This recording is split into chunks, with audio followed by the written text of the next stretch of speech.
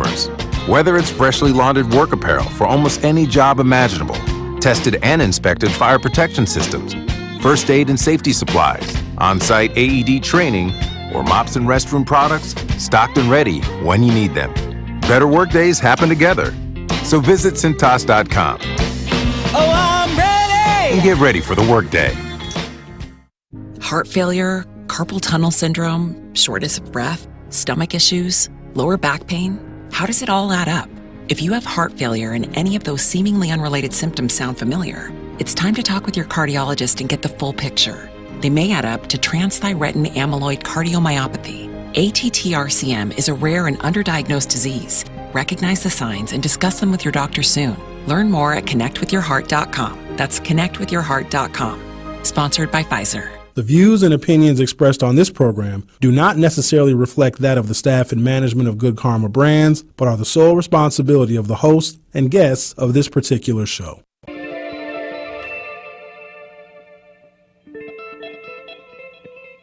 America may have many, many days, but they will be full of trouble. There will be no rest. There will be no tranquility in this country until the nation comes to terms with our problems. Bringing you social and political commentary from his mouth to your ears, breaking down the issues which matter to you. You are not put here to be a white man's footstool.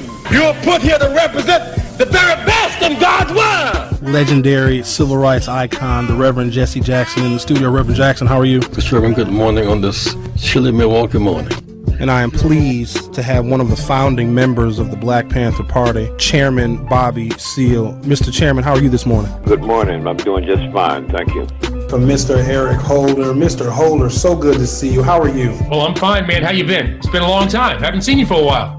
The Dr. Cornell West. Dr. West, how are you, sir? My dear brother, you're so kind, you're so generous, man. But I salute you and the work that you were doing there. Doing a magnificent job there in Wisconsin. Stream live on 1017thetruth.com. Call in with your questions or comments. 833-212-1017. Join us on social media at 1017 The Truth. It may not be what you expect to hear, but I will definitely give you what you need to know. Are you ready for the truth? I want the truth. You can't handle the truth. Now, live from the American Family Insurance Studio at the Avenue in the heart of downtown Milwaukee, here is Sherwin Hughes.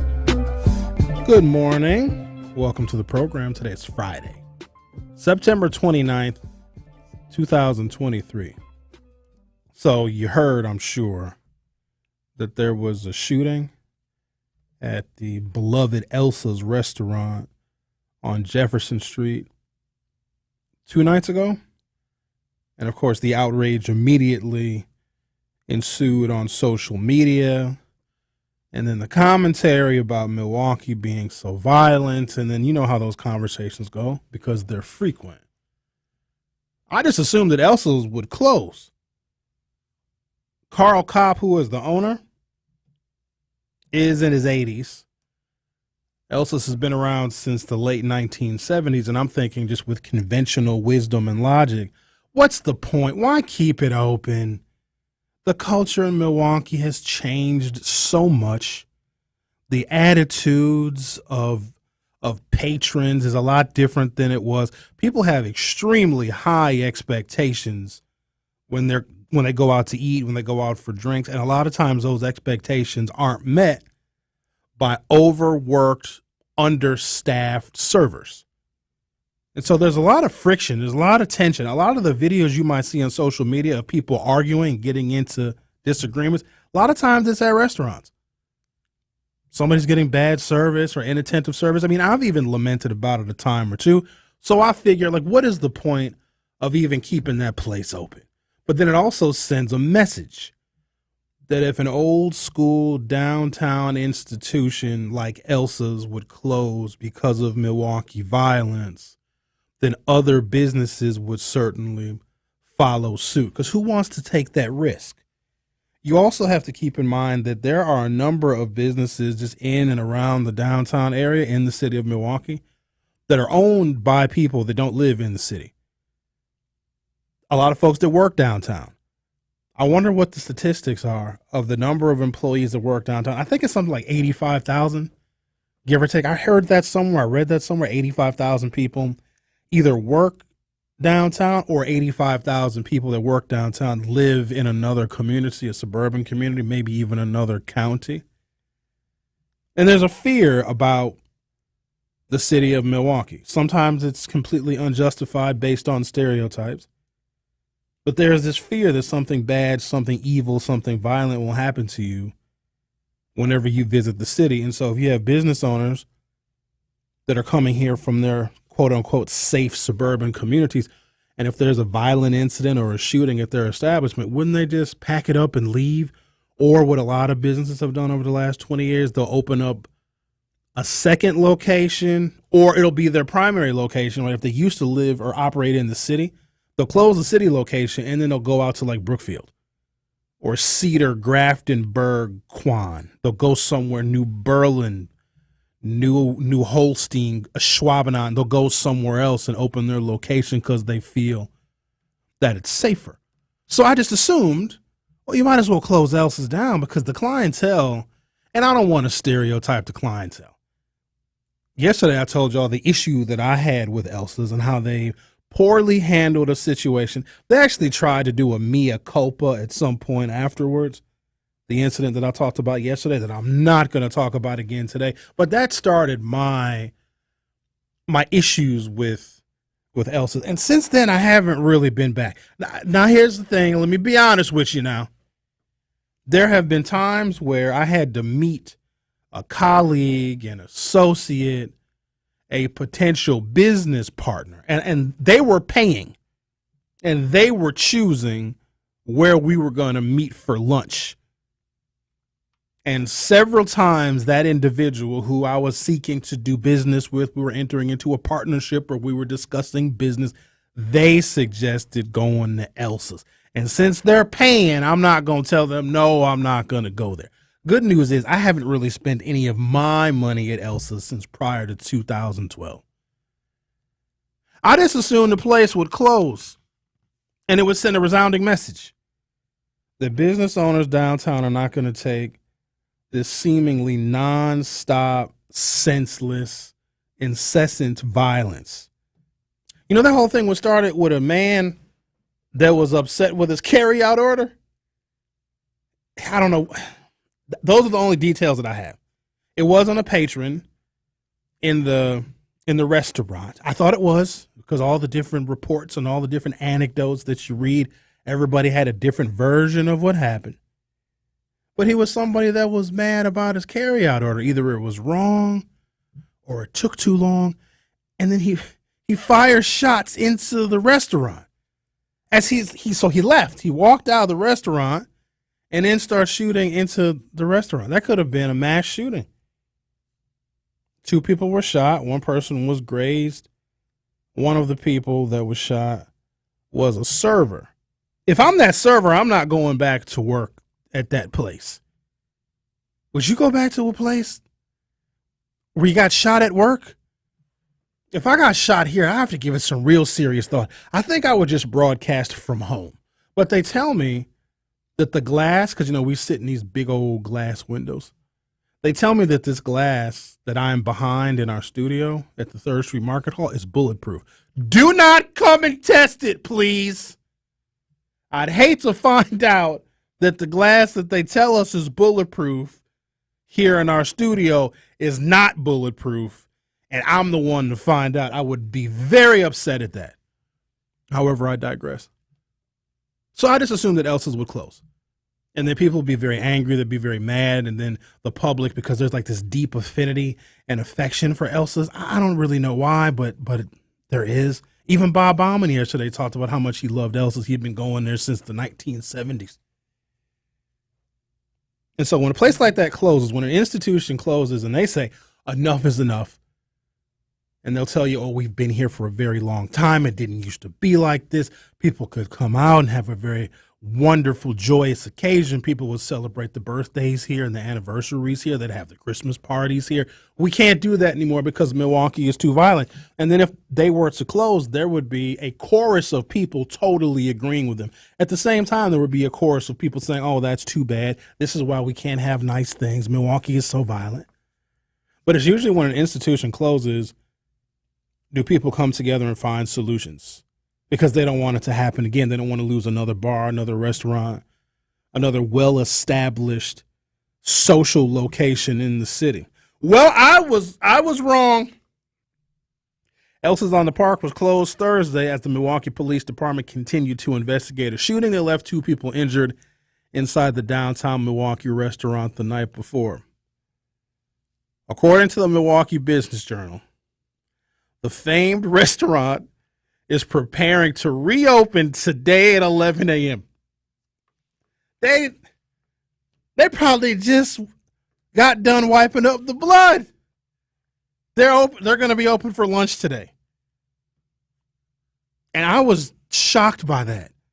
I mean, at least stay closed for the weekend, right? Give people time to heal. You got to make repairs. You got to assess the mental health of your staff. That's got to be traumatic. Now, I know the staff at Elsa's, they've seen and broken up a number of fights. But for someone to shoot inside of the restaurant, I don't know if I would want to go back there as a server. But I don't know, Carl Kopp has an awful lot of money. Maybe he's going to hand out bulletproof vests for his staff. But I'm shocked. I'm shocked at the resilience of the restaurant. A white-owned establishment, yes, it's been there for a very long time, but white-owned nonetheless, and white people do harbor fears about us, and I got some details I want to share with you about that. I'm going to uncover some things. I'm going to shed light on, like, the foundations of racial bias. It's going to be very interesting and very insightful. I know that I learned a lot by reading about the scientific approach to racial bias. But the resiliency to open the restaurant today, Elsa's will be open before I get off the air today. So I guess that's great, I suppose. But I'm just wondering how loyal and how diehard of a patron would you have to be? 72 hours after a shooting, 48 hours after a shooting, give or take, that people would go right back to that restaurant after that incident? Got a lot of stuff I want to discuss with you today, and we're going to use a scientific approach to things. And it's interesting, black people, because when it comes to science, we're inconsistent. If I told you that there was a scientific study of a whole bunch of police departments, and this scientific study conducted by researchers at colleges and universities over a long period of time, a longitudinal study, and if I told you that that scientific study revealed that there actually is measurable and tangible racial bias in policing, would you believe that science? Of course you would. You would totally believe it. Not only would you believe it, you would use it as evidence that racism and racial bias does exist, right? So we love that kind of science. But if it's like medical science or healthcare science or get a flu vaccine science or get a COVID booster science, well, no, that science is faulty. Isn't that interesting? Either you believe the science or you don't. So we are going to talk about some science that I know that African Americans will believe because it will confirm what we see and what we feel every day. You're listening to The Truth with Sherwin Hughes on 101.7 FM. You also can watch us on the YouTube and Twitter, Twitch. I don't really know what a Twitch is. We're on, what else are we on? Facebooks and the Instagrams, all at 101.7 The Truth. I'll be right back. Don't touch that dial. The Truth with Sherwin Hughes will be right back on 101.7 The Truth, The Truth app, and 101.7thetruth.com. Truth Nation, I need you to tune in this Saturday at 11 a.m. for another episode of More Than a Movement powered by Planned Parenthood Advocates of Wisconsin. I'll be joined by Sarah Noble of the Be Noble Group and Sierra Kaler-Jones, Executive Director of Rethinking Schools, the nation's leading publisher for racial and social justice and education. So we'll be talking about education, critical race theory, and reproductive justice. So make sure you tune in this Saturday at 11 a.m. for More Than a Movement powered by Planned Parenthood Advocates of Wisconsin on the award-winning 101.7 The Truth. At We Energies, we're committed to building a bright, sustainable energy future. We're investing in clean energy projects like solar, wind, and battery storage. As a leader in the decarbonization effort, our goal is to achieve net zero carbon emissions from our generation fleet by 2050. It's part of our plan to provide the affordable, reliable, and clean energy you depend on. Learn more at weenergies.com. We Energies. People you can trust, energy you can depend on. This message was paid for by the stockholders of WEC Energy Group. It's time for Truth Takes, a thought-provoking commentary on the new 1017 The Truth. Here is Denise Thomas with her truth. Over the past 2 years, I've been very intentional about self-care, including clinical therapy. And one of the many lessons that I've learned includes the biggest one that I've applied, and that is letting go. Oftentimes, we feel as though that we have to hold on to certain relationships, whether it's professional or personal, because we feel a sense of obligation. However, within that relationship, you're always feeling as though it's difficult to love you. You're a bad person. You're not good. Combined with what we're hearing and reading on social media and other news platforms. I want to remind you, as I've learned and gained through therapy, that in any relationship that you're in, it should be elevating your happiness. It should be elevating your joy. It should be providing you prosperity and peace. Don't get me wrong. In any relationship, there's misunderstandings, there's miscommunications, and that's where, as human beings, we allow the relationship to be bigger than that particular incident and say, you know what, when you said this or when you did this, it made me feel this. I may be totally misinterpreting it, but I just wanted you to understand how it made me feel. And in those situations where the continuous behavior makes you feel as though, again, that you're bad or that you're not good, or it's just always exhausting to be in that relationship, let it go. And you can release with love. You can let that person know we're no longer compatible. This does not feel good. I release you, and I release you with love. Let everything that is not bringing you value go so you can be around people, places, and things that bring out the best in you. You deserve it. This has been Truth Takes on the new 1017 The Truth. Listen to The Truth Be Told with DT and Telly weekdays from 7 a.m. to 9 a.m. You are listening to The Truth with Sherwin Hughes on 1017 The Truth, The Truth app, and 1017thetruth.com.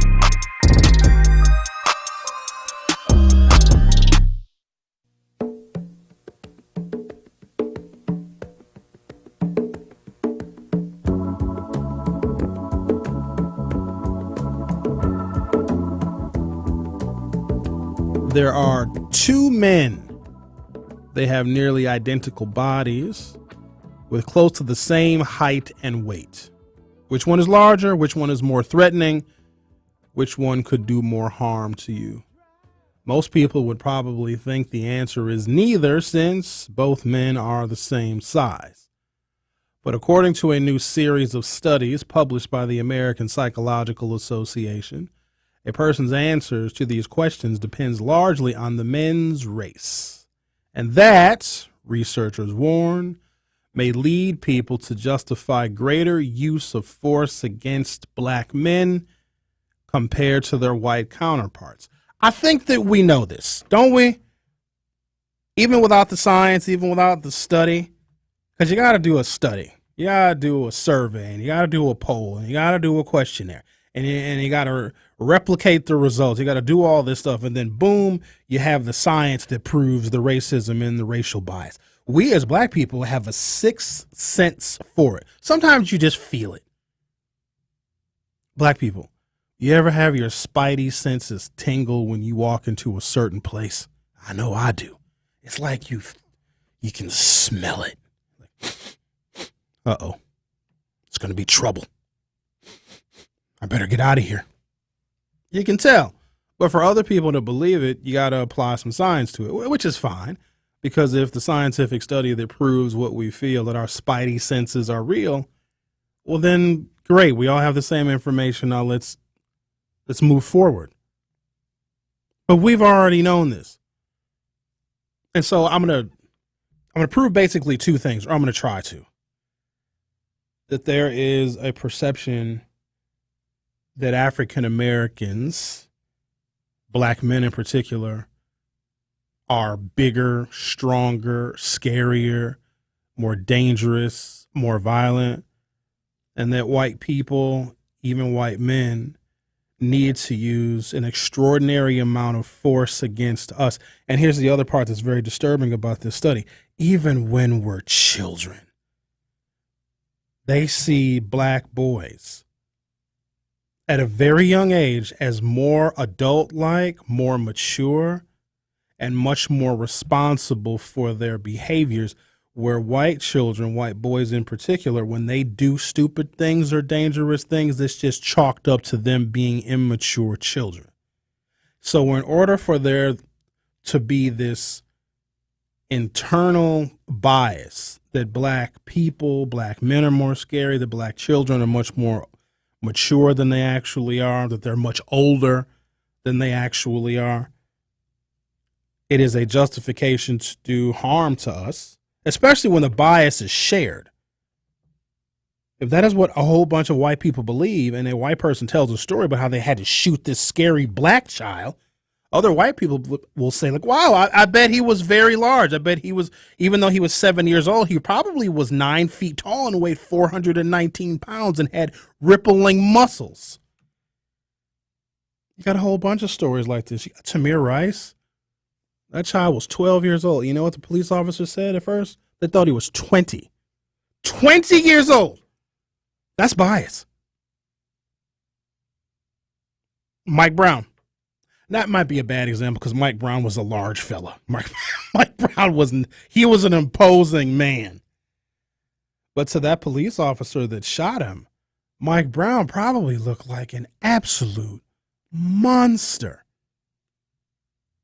And so that bias is very, very real. And I think it also impacts people when they come to the city of Milwaukee because they just see this as an all-black city, which it really is not. Certain parts of Milwaukee, oh, yes, they're very black. A lot of African Americans in certain, places in the city. But then there's other parts of the city like Bayview where it's nothing but white people. It's really weird. There's other pockets of places in the city where it's still a lot of white folks.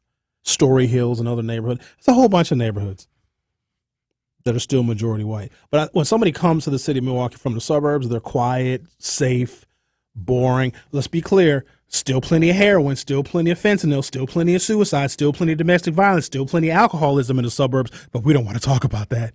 Right? All the social problems that we have in the state of Wisconsin are just concentrated amongst black people in the city of Milwaukee. But when they come here, don't they have some apprehension, or they'll vocalize it like, oh, I got to go to Milwaukee. Something might happen. Like they have this fear that even just coming here, or even when we were talking about building what was then Miller Park, which is now American Family Field, they could have relocated it downtown, but the season ticket holders, 62% of Brewers season ticket holders live outside of the city. They have a fear. They don't want to drive into the city. They don't want to drive downtown to go and see their beloved Brewers. Keep that stadium in West Milwaukee so they can get on 94, go east, get off on the exit, go to their baseball games, get incredibly intoxicated. Oh, you ain't seen drunk till you seen Brewers tailgate drunk. You haven't seen drunk until you've seen Brewers tailgating against the Cubs drunk. You know what that kind of drunk is? That's birthday drunk combined with retirement drunk combined with New Year's Eve drunk. That's baseball drunk. And then, of course, as somebody stated on social media, they park their vehicles in the lots that are monitored by the police. There's always a cop with their lights on in every single one of those parking lots when people come to the baseball stadium. And then, of course, they get birthday drunk and New Year's Eve drunk and retirement party and anniversary drunk, watch the game and get right back on the freeway. And those cops wave them onto the freeway as drunk as they are. That's privilege. I'm kind of in awe of it when you think about it. But they have this fear that something is going to happen to them if they come to the city of Milwaukee. And so every article that you see about a violent incident, because we do a really good job of reporting those, put it in the newspaper. And what the Journal Sentinel is, in my opinion, and they're stuck in this, and that is why their readership is dying, because they have not evolved to offer culturally relevant content for a growing share of minorities in the Milwaukee metro area. It is a fear-mongering publication. So even when they do have African-American writers and opinion writers, it's the kind of black people that also hate black people. I referenced that article a couple of days ago where that teacher, that administrator from Milwaukee Lutheran or Wisconsin Lutheran, I probably should get these two straight because they're very different schools, basically says that black children's bad behavior is the problem, and black children wanting to have their own separate spaces where they can work together and commiserate together is actually racism, that black people, including black children, should welcome white people into their spaces because it's the white people that's going to solve the racism problem with us. So even when the journal does feature us, it's the kind of us that agree with them. And when I say them, the worst of them. And so what the journal does, of course, is it promotes the fear that already exists about black Milwaukee. But then here, let me throw this at you. You know the fear that they have? Oh, if I go, oh, you got to go to Milwaukee. Oh, good luck. God bless you. I hope you come back alive. They could just be going to a downtown restaurant or going to a sporting event. Somebody in the suburbs. If you've been in the suburbs for too long, you are deathly afraid of black people. And if they move into your neighborhood, well, then hell, you got to sell your house. And they did. They created the suburbs and they created the exurbs because when we got money and wanted to live in nicer neighborhoods with bigger yards and better funded schools, they went even further out. Slinger, Hartford, like these are metro Milwaukee suburbs now that used to be pure farmland. And how do I know? Because when I was in high school, we played those schools. I was like, look at these redneck hicks out here. And here's what's crazy. A lot of people that I grew up with, a lot of the white kids I grew up with, they all moved out to Slinger and Hartford and way out there. Places that we laughed at when we were kids, when we were playing them in sporting events because there was nothing out there but corn. Just insanity. But here's the difference. The fear that they have when they come into Milwaukee, or the warnings that they get from their friends and their family when they tell their friends and their family they're going into Milwaukee for something. Do we have those same fears when we go out to the suburbs? I don't. If there is a perception, a bias, or a stereotype that black men in particular are bigger, stronger, more violent, and more scary, and I got all the details to prove that that bias actually exists, then it must mean that white people, including white men, are smaller, meeker, weaker, and more timid. So when I go out to the suburbs, I don't have that fear. They fear me. I do not fear them. So I'm biased too, but I'm biased in the opposite direction. They're biased against me because I'm bigger, I'm stronger, I'm much more dangerous, I'm much more violent. My bias toward them is they can't do nothing to me because they're weak and they're small and they're timid and they're afraid of me. I see them crossing the street when I'm walking on the sidewalk. I hear them locking their car doors when I'm at an intersection I'm about to cross when I'm on foot. I'm not afraid of them. Now, there's probably some incidents where Trayvon Martin is one. Black child walking around, got shot by George Zimmerman. Like, I should be afraid. Or I should be afraid of the police in suburban neighborhoods, but I'm not. I don't have the same fear. I don't harbor the same fear that they harbor. And I actually appreciate that. This person's name is Anonymous. Hello, Anonymous. Hey, how you doing, my brother? Always good to listen to you guys. Thank you. But I just wanted to put this back on the air about the brutality of the police. This is an instance that I witnessed myself this past Tuesday in Grafton, where the Grafton police had brought a patient into the hospital. And I don't know what this young man got into, but whatever the entanglement was that it caused the engagement with the police, he did not deserve to be brutally assaulted when trying to draw blood. They had 5 officers on this kid, right? And they were drawing his arm and hyperflexing his elbow. They were pushing on pressure points on his clavicle and right underneath his jaw. One cop had his hand underneath the mattress, twisting his wrist. And when I first passed the kid, I thought, he was screaming and hollering. I thought he was just being a jerk. But come to find out, they was over there torturing that boy, and then pulling on him. And he had on 2 sets of handcuffs. They had him handcuffed to the bed. Then they had him shackled at his feet. And the kid was worried because whatever trouble he got in, he had his mother's truck at that time. And he was trying to get a phone call out to his mother so she could get her truck. We don't know if she had to use it to go to work with or go to whatever she had to do. But he was trying to, get that established. And them cops in Grafton treated that boy real terrible. And other employees at the hospital asked me to go in there and see if I could calm him down. But what they really meant, go in there and stand in there because I could see what the police was doing to him. And that kid they need to sue them. When you say that he was a kid, because you keep referencing him as being a minor, was it an actual child or was it a young man? I'm sorry. Yeah, I say kid because I'm 63 years old. Okay. So everybody under 40 is a kid to me. But I think he was like 28 or 30. Oh, that's a grown 30. Man. Do we know anything about the circumstances of why they were trying to draw blood? Were they trying to get like a blood alcohol test? Yes, they were. They were trying to get a blood alcohol Is it safe to assume that this black man who was almost 30 probably was intoxicated? Is that a safe assumption? I would say so, yeah, because I could smell the alcohol on him myself. Oh, well, that makes a whole heck of a lot of sense. Aren't we also, because there's always special cases and special circumstances.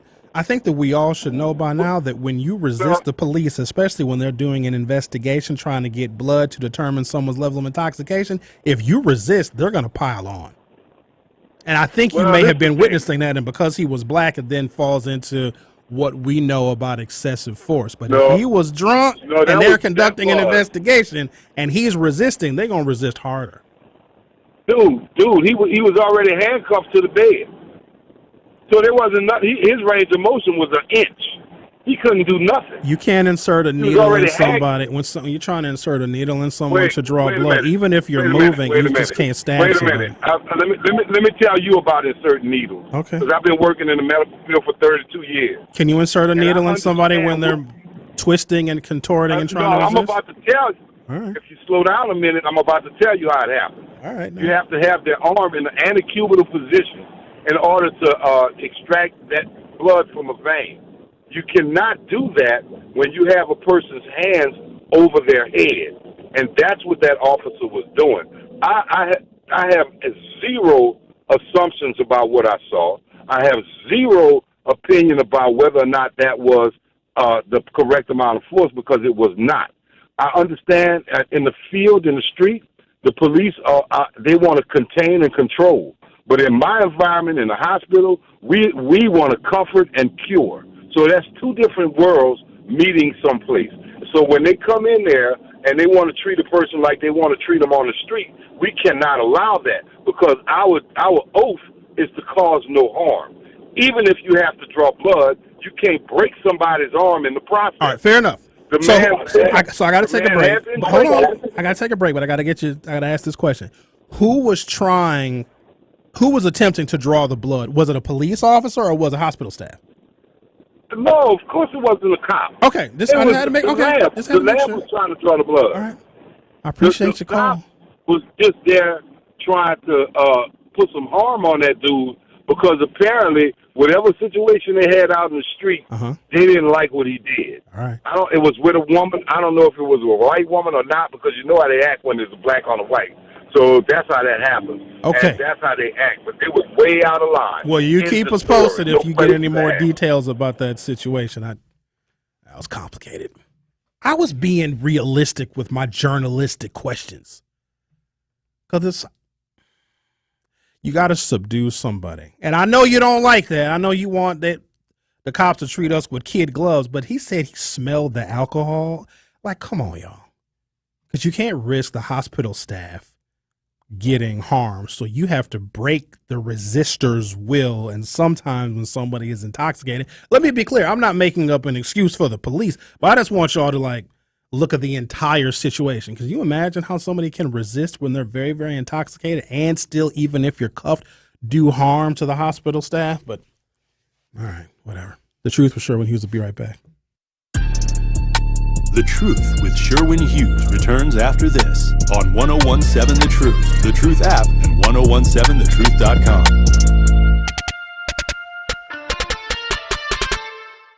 This Brewers Top Moment is presented by Network Health. July 22nd, 2023, after finally getting the call to the big leagues, it was freshman Sal Frelick's turn to make a splash in front of family, friends, and a joyous home crowd. Frelick, base hit to left. Here comes the tying run. And Sal Frelick is having a storybook night tonight. You cannot write it any better than he just did.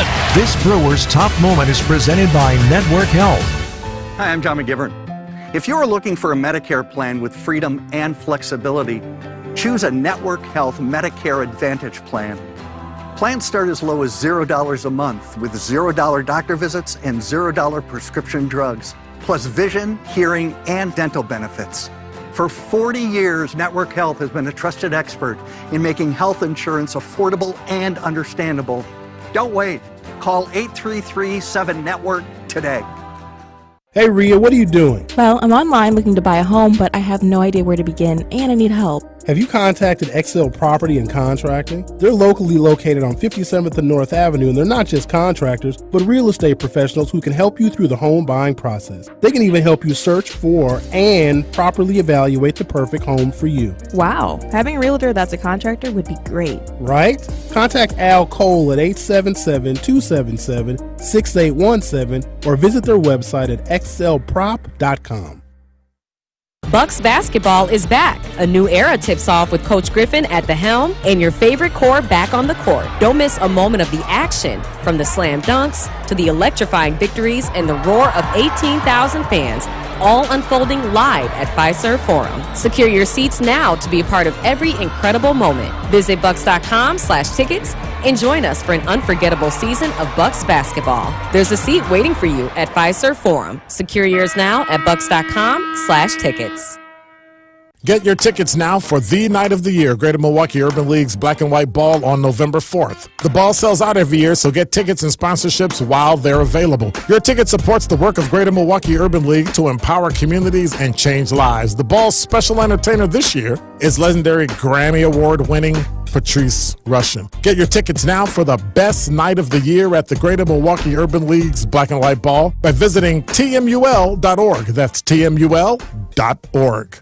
As daylight hours decrease, crashes involving people driving and people biking or walking increase. Turn your lights on, slow down, and look around to help reduce nighttime crashes. Let's make sure everyone, no matter how they travel, gets home safe. Learn more at wisconsinbikefed.org.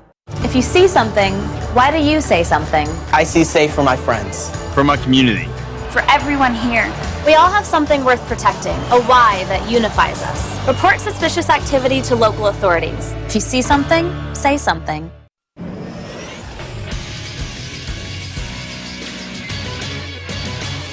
This Associated Bank Sports Update on 1017 The Truth is powered by ESPN Milwaukee. I'm Alex Delez. A rough night in Lambeau as the Packers lose on Thursday Night Football to the Detroit Lions 34-20, falling to 2-2 this year.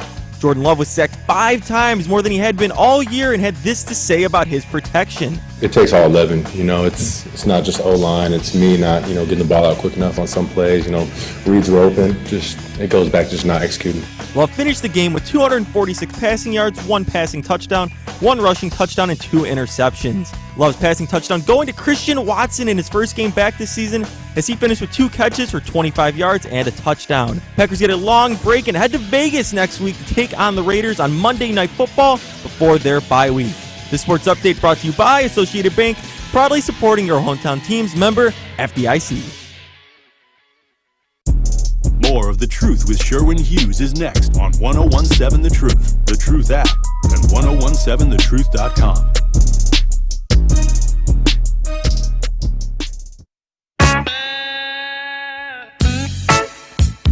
Jean says, I've had to control my daughter for blood draws, and let me tell you, between what it looked and sounded like she was being tortured.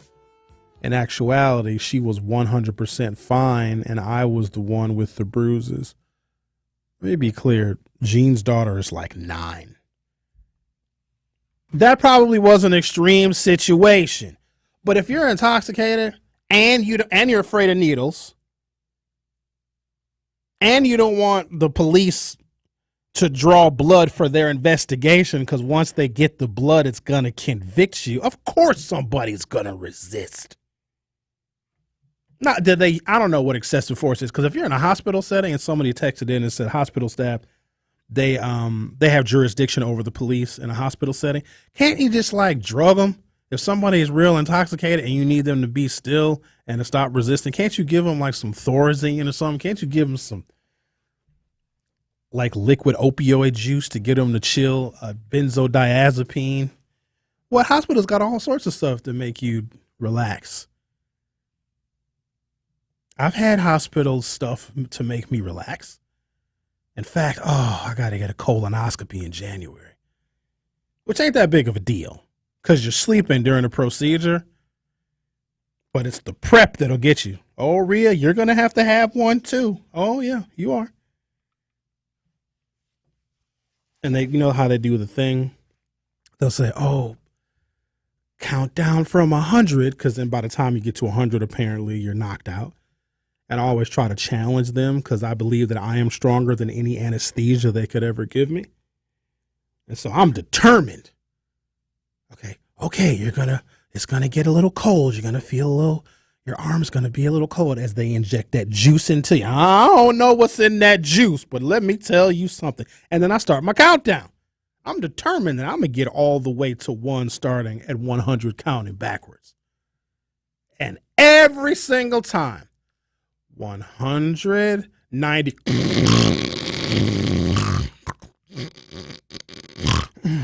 And then you wake up in a whole nother room. And because they put you in a reviving room, right? Have you guys ever had surgery before? There's another special room where they bring you out of anesthesia. And every single time they revive you, it's always a white nurse who is 3 inches from your face as you're coming to. And then you're waking, because you don't know what's going on when you're waking up, because you was just in La La Land. And you got this white lady, Sherwin, can you hear me? Sherwin. I was like, I died and went to the wrong heaven. Let's talk to Dion. You're on 101.7 The Truth. Hey, how you doing, sir? Long time no hear from. Yeah, I'm doing okay. How are you? I'm doing well. Thank you for asking. So you was talking earlier about when you be out in those. I don't want to use no colorful language. When you be out in the European suburbs. Well, I work in Grafton, and I've been working there for almost 5 years now. And to be honest with you, every night when I go home, I'm a little nervous about being on 43. I just want to be on 43. That's it. The Grafton police, they be sitting in my employer's parking lot, but they see a black guy. Even when I worked in West Bend, I don't feel safe when I go in Slinger, Hartford. I go to Oshkosh every night. It's a little town I go to also called Brillion, Wisconsin. Oh, Lord have mercy there. You can tell that's a shutdown town, but personally speaking, I'm a semi-truck driver. So even when I be on the highway, like I said, I travel over 41 every day. I don't feel safe. I see the Elmira police. I see the Fond du Lac County police, the Fond du Lac sheriff. Because they white, and it don't make no difference if I'm in a semi-truck. They'll take me out on the side of the road, beat the hell out of me, leave me there, say I was resisting, whatever. That's just, How long have you been driving? How long have you been driving the truck? I've been driving trucks for 10 years now. All right, so you put a lot of miles on. I'm assuming you've been all sorts of towns, small towns, rural towns, white people towns. Only in Wisconsin. So and in the 10 years you've been driving the truck, putting on all those miles, going to those small towns, those rural towns, those white towns, how many times have you been beaten, assaulted, or had your rights violated by any of those white police? It don't make no difference. No. I'm asking a question. I'm just trying to prove your bias and like you're afraid of something that has never happened. So how many times? Because it's had to have happened at least a couple of times for you to still have this substantial fear 10 years later. I don't want to get colorful about white people, but you know how I feel. But no, I'm so asking you. Look, we're not going to generalize. I want you to, for the people that are listening, how many times have you been racially biased, racially profiled, pulled out of your truck, questioned, searched? How many times that happened in 10 years? Because in 10 years, it should have happened at least 40 times. Zero. Okay. Zero. I have not been harassed, pulled over, nothing. Okay. But that still doesn't take away the uneasiness that I feel when I'm in their community. You know what I'm saying? But Deion, at some point, though, your common sense and your logic has got to kick in and say, you know what? I've been doing this for 10 years. I probably put 1 million miles on my truck in some of the whitest, smallest, most rural towns, and ain't nothing happened in the last 10 years. You should be okay. But Deion, I gotta take a break, though. I have to go. Man, you had an hour break and to talk to other people. Now you're going to cut me off. I didn't. Right. Deion, I gave you plenty of conversation time. Okay. Just for us to arrive at the conclusion that your bias it's real, but it's unfounded. Now I got to make Kiana hold on. Kiana, don't go nowhere. They got me a little bit behind schedule because the man from the hospital called and yelled at me. Well, actually, it's not his fault. I'm just slow today. The Truth with Sherwin Hughes will be right back. Don't touch that dial. The Truth with Sherwin Hughes will be right back on 1017 The Truth, The Truth app, and 1017thetruth.com.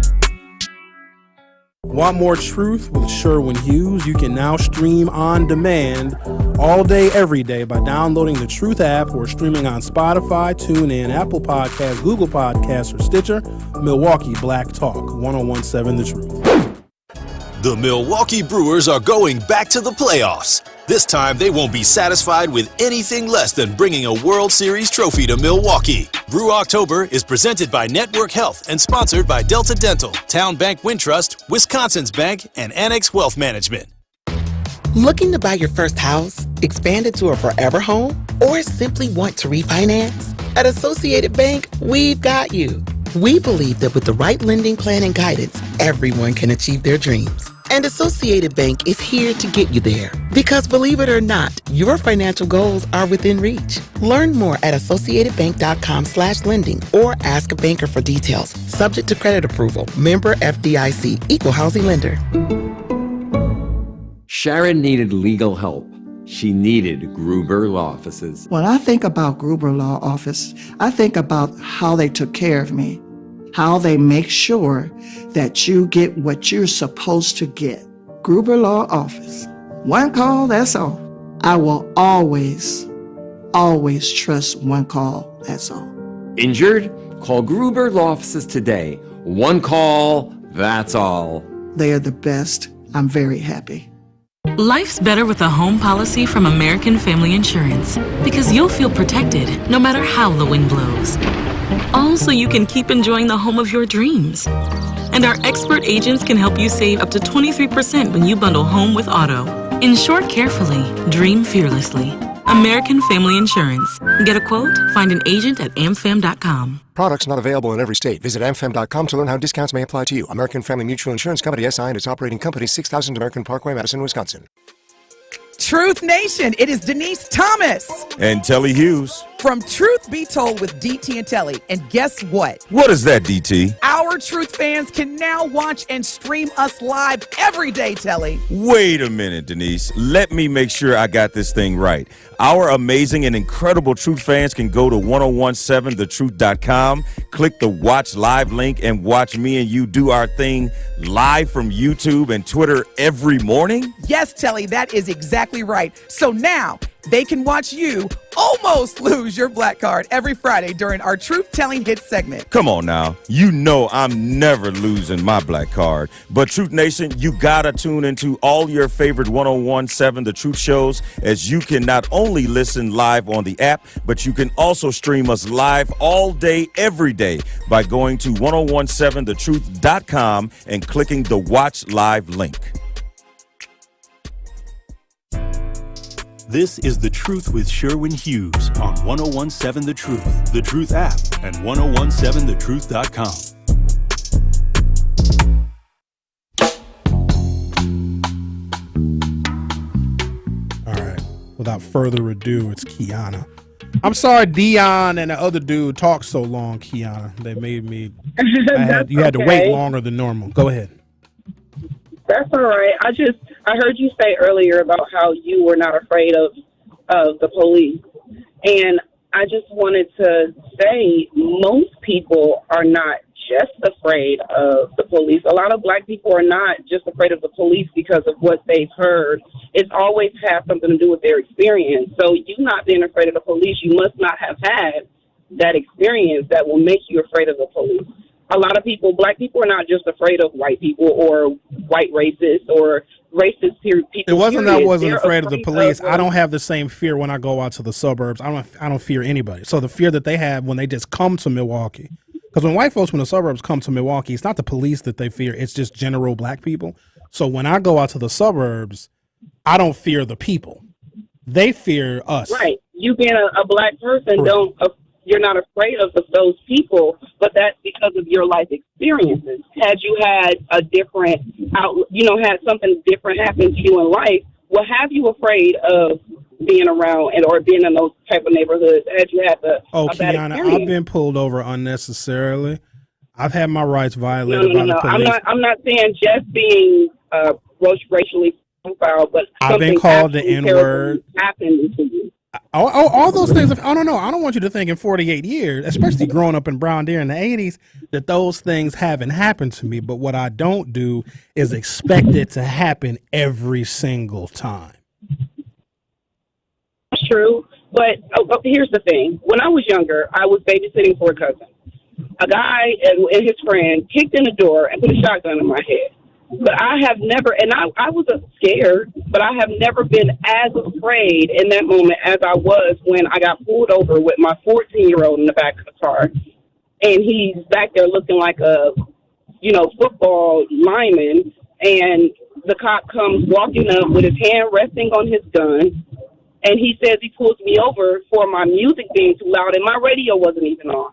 I was terrified. And it wasn't like I was terrified of the man. I'm terrified. I was terrified of the power and authority that people give to people who are racist to use against black people. That's what I'm afraid of. I'm afraid that he was going to use his power and authority to do whatever it is that he wanted to do with me and my son. How did that encounter end? He started smiling because he knew my radio wasn't on and said he pulled me over because I didn't have a front license plate and that I can carry on. Yeah, I don't doubt that you were very nervous. Because quite honestly, no, you're right. Anything can happen in that situation. But what I would rather our people look at is how did the encounter end? Yes, it was scary. Yes, they use intimidation factors. And people also should know if a police officer walks up to you with their hand on their firearm, that is excessive force and worthy of a complaint. So, and I understand the apprehension and the fear and what he could have did to your son. But at the end of that whole scenario, you were able to drive off. And here's the other thing. They can pull you over for not having a front plate. You got to be mindful of that too now. Yeah, but fear's from the unknown, not the known. Fair enough. The known will be knowing the outcome after the outcome, but you don't know what the outcome is going to be. So you're going to have that fear every time it happens. At what point do your experiences outweigh the fear, right? So if you get pulled over 30 times, and it's scary all of the 30 times, but if nothing happens, and in some of those cases, you get let go, at some point do you say, okay, I'm getting pulled over for the 31st time. The first 30 times I got let go. Experience and some people will never have, their experience be their logic. But at some point you got to say, yeah, this is tense, this is scary. But every other time I've been let go, there has been zero incident. Maybe this time is going to be like that as well. Because I don't want people riding around scared. It's like playing Russian roulette. Every time you pull the trigger, you're going to be just as afraid. Even if it happens 30 times and nothing happens, you're still going to be just as afraid to pull the trigger again when it's time. Because you never know. Do you get pulled over often?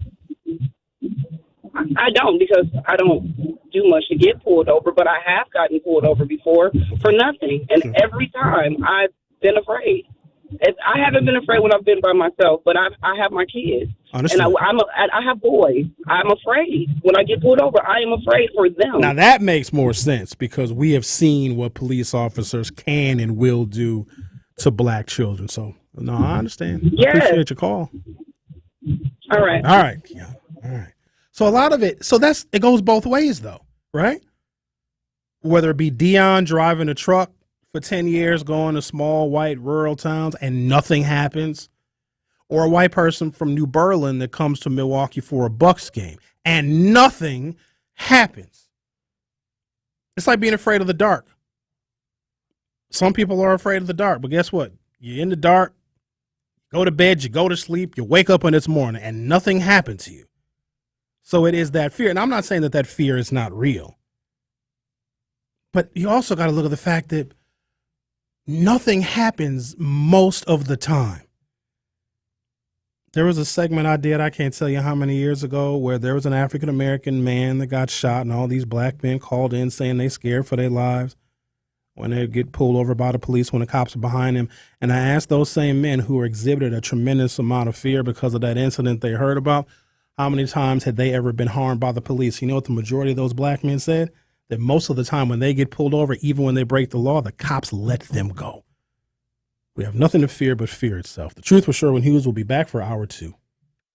1017 The Truth and Associated Bank have teamed up for our Black-owned business give back. Each quarter, we'll be giving away $6,000 worth of free commercial advertising for 3 months to 5 black businesses. To sign up for your business's chance to win $6,000 of commercial campaign marketing on the award-winning 1017 The Truth, visit blackbusinessgiveback.com. That's blackbusinessgiveback.com. Let's rebuild our community's backbone through exposure on the truth. For official rules, head to blackbusinessgiveback.com. Associated Bank, member FDIC.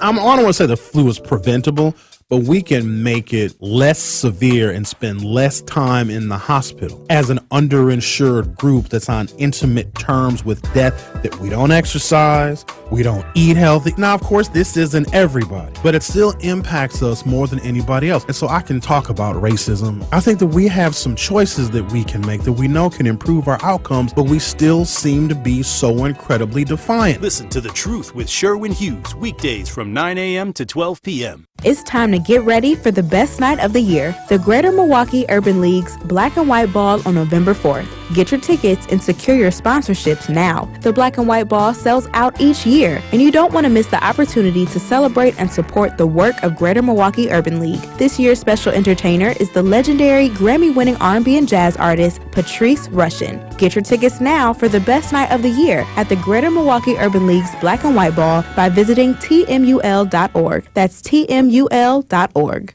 Join Milwaukee Academy of Science at its 8th annual Night with the Novas Gala on Friday, October 20th from 5 to 9 p.m. at Discovery World. Enjoy the silent and live auctions, amazing food, and prizes. This is another event of the fall season. Are you interested in attending this remarkable event? Well, visit their website at MilwaukeeAcademyOfScience.org or contact Uniqua Adams at uadams@mascience.org for tickets. Milwaukee Academy of Science is a Milwaukee charter school that strives for equity, learning, and excellence in STEM education. To some people, the sound of a baby babbling doesn't mean much. But that's not necessarily true. By 6 months, they're combining vowels and consonants. By 9 months, they're trying out different kinds of sounds. And by 12 months, their babbling is beginning to take on some meaning. Especially if there's no babbling at all. Little to no babbling by 12 months or later is just one of the possible signs of autism in children. Early screening and intervention can make a lifetime of difference and unlock a world of possibilities. Take the first step at autismspeaks.org.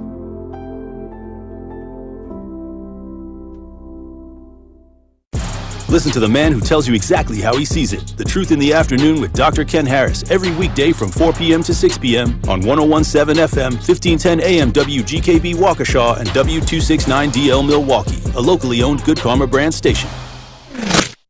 It's The Truth with Sherwin Hughes on 1017 The Truth, The Truth app, and 1017thetruth.com.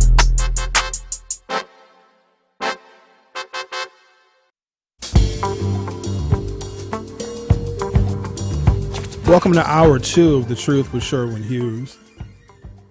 It was the summer of 2012, and I was out with some friends In fact, the bar was called Rogues Gallery. It's on the 100 block of Juno. I don't know what it's called now. And I was going to get the car, and my guy had to close his tab. So I said, well, I'm going to go get the car, close your tab. I'm going to swing around to the front of the bar and pick you up. He was like, all right, cool. Well, the front of the bar was no parking, right? Especially at bar close, because it's real crowded. People are standing around, right? And if you park in front of the bar, you're going to mess up traffic on Juno. It's basically Juno and Water Street, right? So I go get the car, come around to the front, literally right in front of the no parking sign. Cop pulls up behind me, white cop. Gets out the vehicle. He's like, hey, move. You got to move your vehicle. It says no parking right here. I said, all right, cool. But I told him, I was like, yeah, I'm just waiting on my friend. He's coming out right now. He was just closing the tab. Cop said, I don't care what you waiting on. You got to move. There's no parking right here. I'm like, all right, fine. So as I'm pulling away, that's when my guy is walking out of the bar. And he's calling. He's like, dude, I'm walking out. Why are you driving away? I said, look, man, police told me I had to move. Let me swing back around the block. I'll come back and get you. He's like, all right, I'll be outside. I'm like, cool. I'll swing back around the block. Literally parking the exact same spot, right in front of the no parking sign.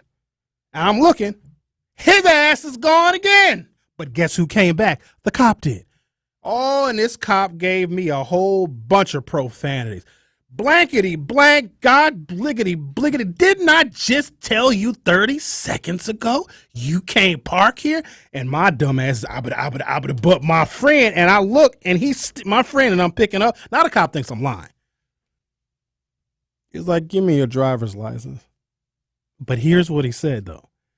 He said, I'm pulling you over, even though he had every right to pull me over because I parked in front of a no parking sign twice. He said, I'm pulling you over for not having a front plate. And I was like, dude is slick. So not only was he upset and angry with me and probably could have cited me because cops don't like to repeat themselves, I come to find out. But he said, and I drove a little sports car at the time. I had a little Chrysler Crossfire Roadster, and a front plate on that vehicle just looked ugly. So I never had a front plate on it, which is dumb. Because in the state of Wisconsin, guess what? You got to have a front plate. And yes, they will pull you over for not having a front plate. And the cop, so that was going to be his excuse to get my driver's license and to run my background. I knew my record was clean. And you know that 9 times out of 10, when the cops run your record, if your record is clean, they don't even want to be bothered with writing you a ticket. Imagine that. So he comes back and he was like, do not let me have to tell you this again. So now my friend, so now I'm interacting with the police, and my friend, I see him. I'm looking out my passenger side window, and the friend that I was supposed to be picking up, that was supposed to be right outside, you know, the one that was closing his tab. Now he looking, his eyes is real big because he knows it was his fault. And so here's what I did. I drove like 7 blocks up. Right, because I don't want to be nowhere near Rogues Gallery, near that no parking sign. I sure enough didn't want to see that cop again, because ain't no telling what that cop could have did to me had he saw me a third time. And then my friend had it there, said, man, why you park so far away? Now I got to walk 7 blocks. I said, you know what? I could have got killed messing around with this cop waiting on you. He's like, all right. Another thing about the bias that we have and the fear that we have, that's also a reason why some of us don't go to the doctor. Because we're afraid of what the doctor might say. We're afraid of a condition or an ailment we might have. We're afraid of the police because something might happen. They may do something. If you ever ask a black man this question and they don't want to answer it because it's embarrassing for us, most of us have been let go by the police. Even when we are in the wrong, then we have been harmed or assaulted. I was on WNOV, and I'll never forget this. So it was that day where I don't know who, I think it might have been Freddie Gray. Somebody got hurt by the police. It was a national news story. And then a whole bunch of black men called that particular show that day. It's like, oh, I'm scared of the police. The police is going to kill me. You know, we can't go nowhere. We can't have nothing. Like, we were really scared because whatever incident took place that made national news and got national attention had a lot of African-American motorists, black men in particular, scared because we just know that could be us the next time we drive our vehicle. And so I started asking these men that were calling one by one, talking about how the police hate us and all the police are racist. Even the black cops are racist. They're all going to kill us. They're just waiting to kill us. They're all going to kill us. And I asked these men, I was like, before they got off the phone, I was like, when was the last time you got pulled over? Well, I mean, I ain't never been pulled over, but that's not the point. I'm like, okay. Somebody else called. Oh, sure, when the police are going to kill us, they're going, every time they get behind me, I panic because they just going to shoot me in the back of the head. I said, okay, well, when was the last time you got pulled over? I got pulled over a couple weeks ago. I was like, oh, okay, what happened? The cop let me go. And then there was the ultimate call that I'll never forget. And I've taken thousands of phone calls in this line of work, thousands over the years. I mean, my 1,000th radio show was in 2016. So do the math on that. So this brother calls in and he was like, Sherwin, you know, I have had interactions with the police as well. Black man, middle-aged black guy. And he said, the last time I interacted with the police, I got into an accident. I was like, okay, tell us more. He's like, I was drunk at like 7 o'clock in the morning.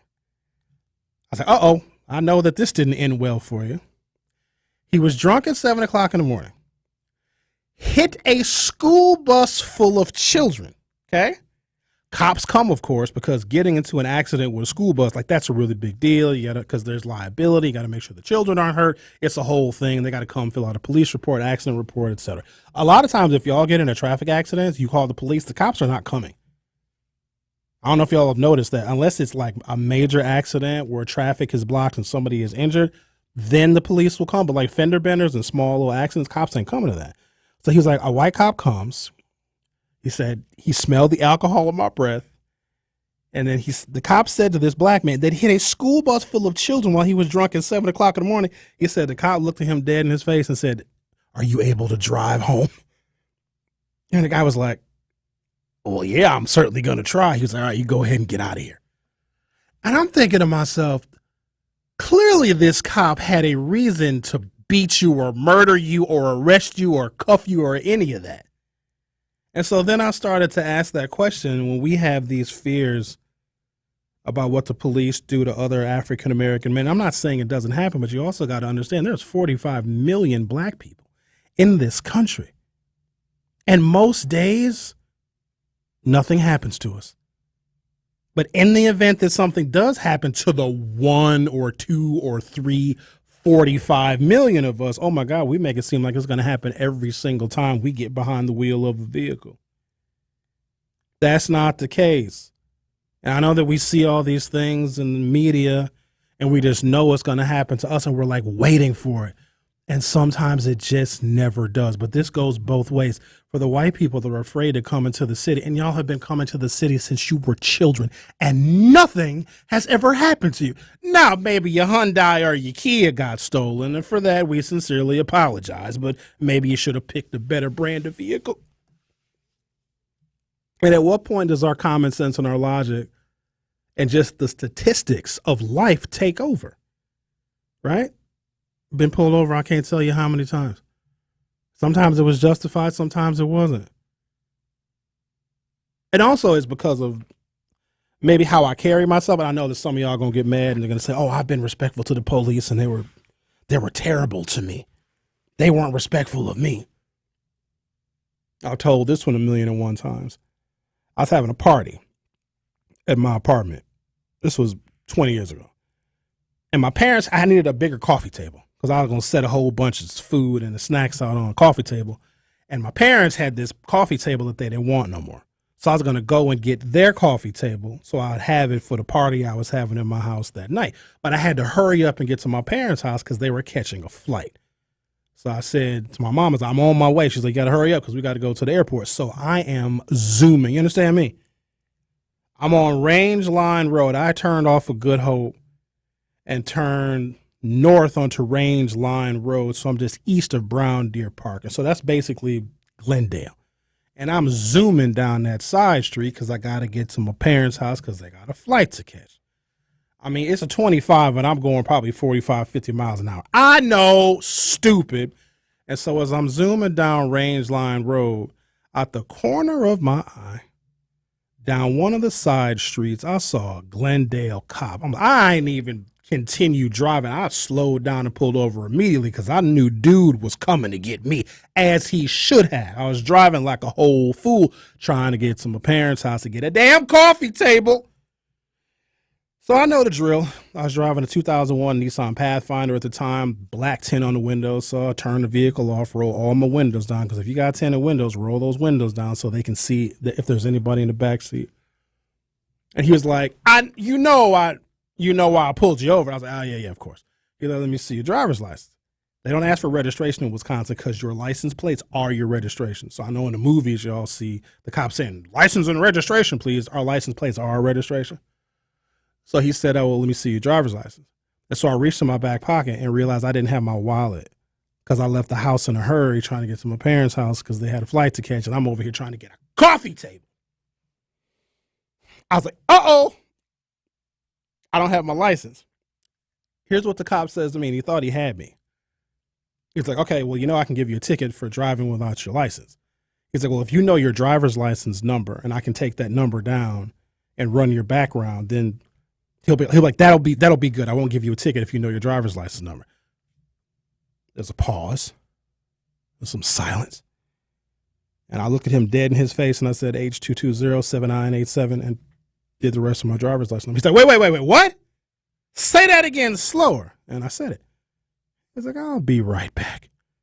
Now remember, I'm going 45, 50 miles an hour into 25. I am getting a speeding ticket. I deserve a speeding ticket because I'm, speeding in Glendale, and I'm black.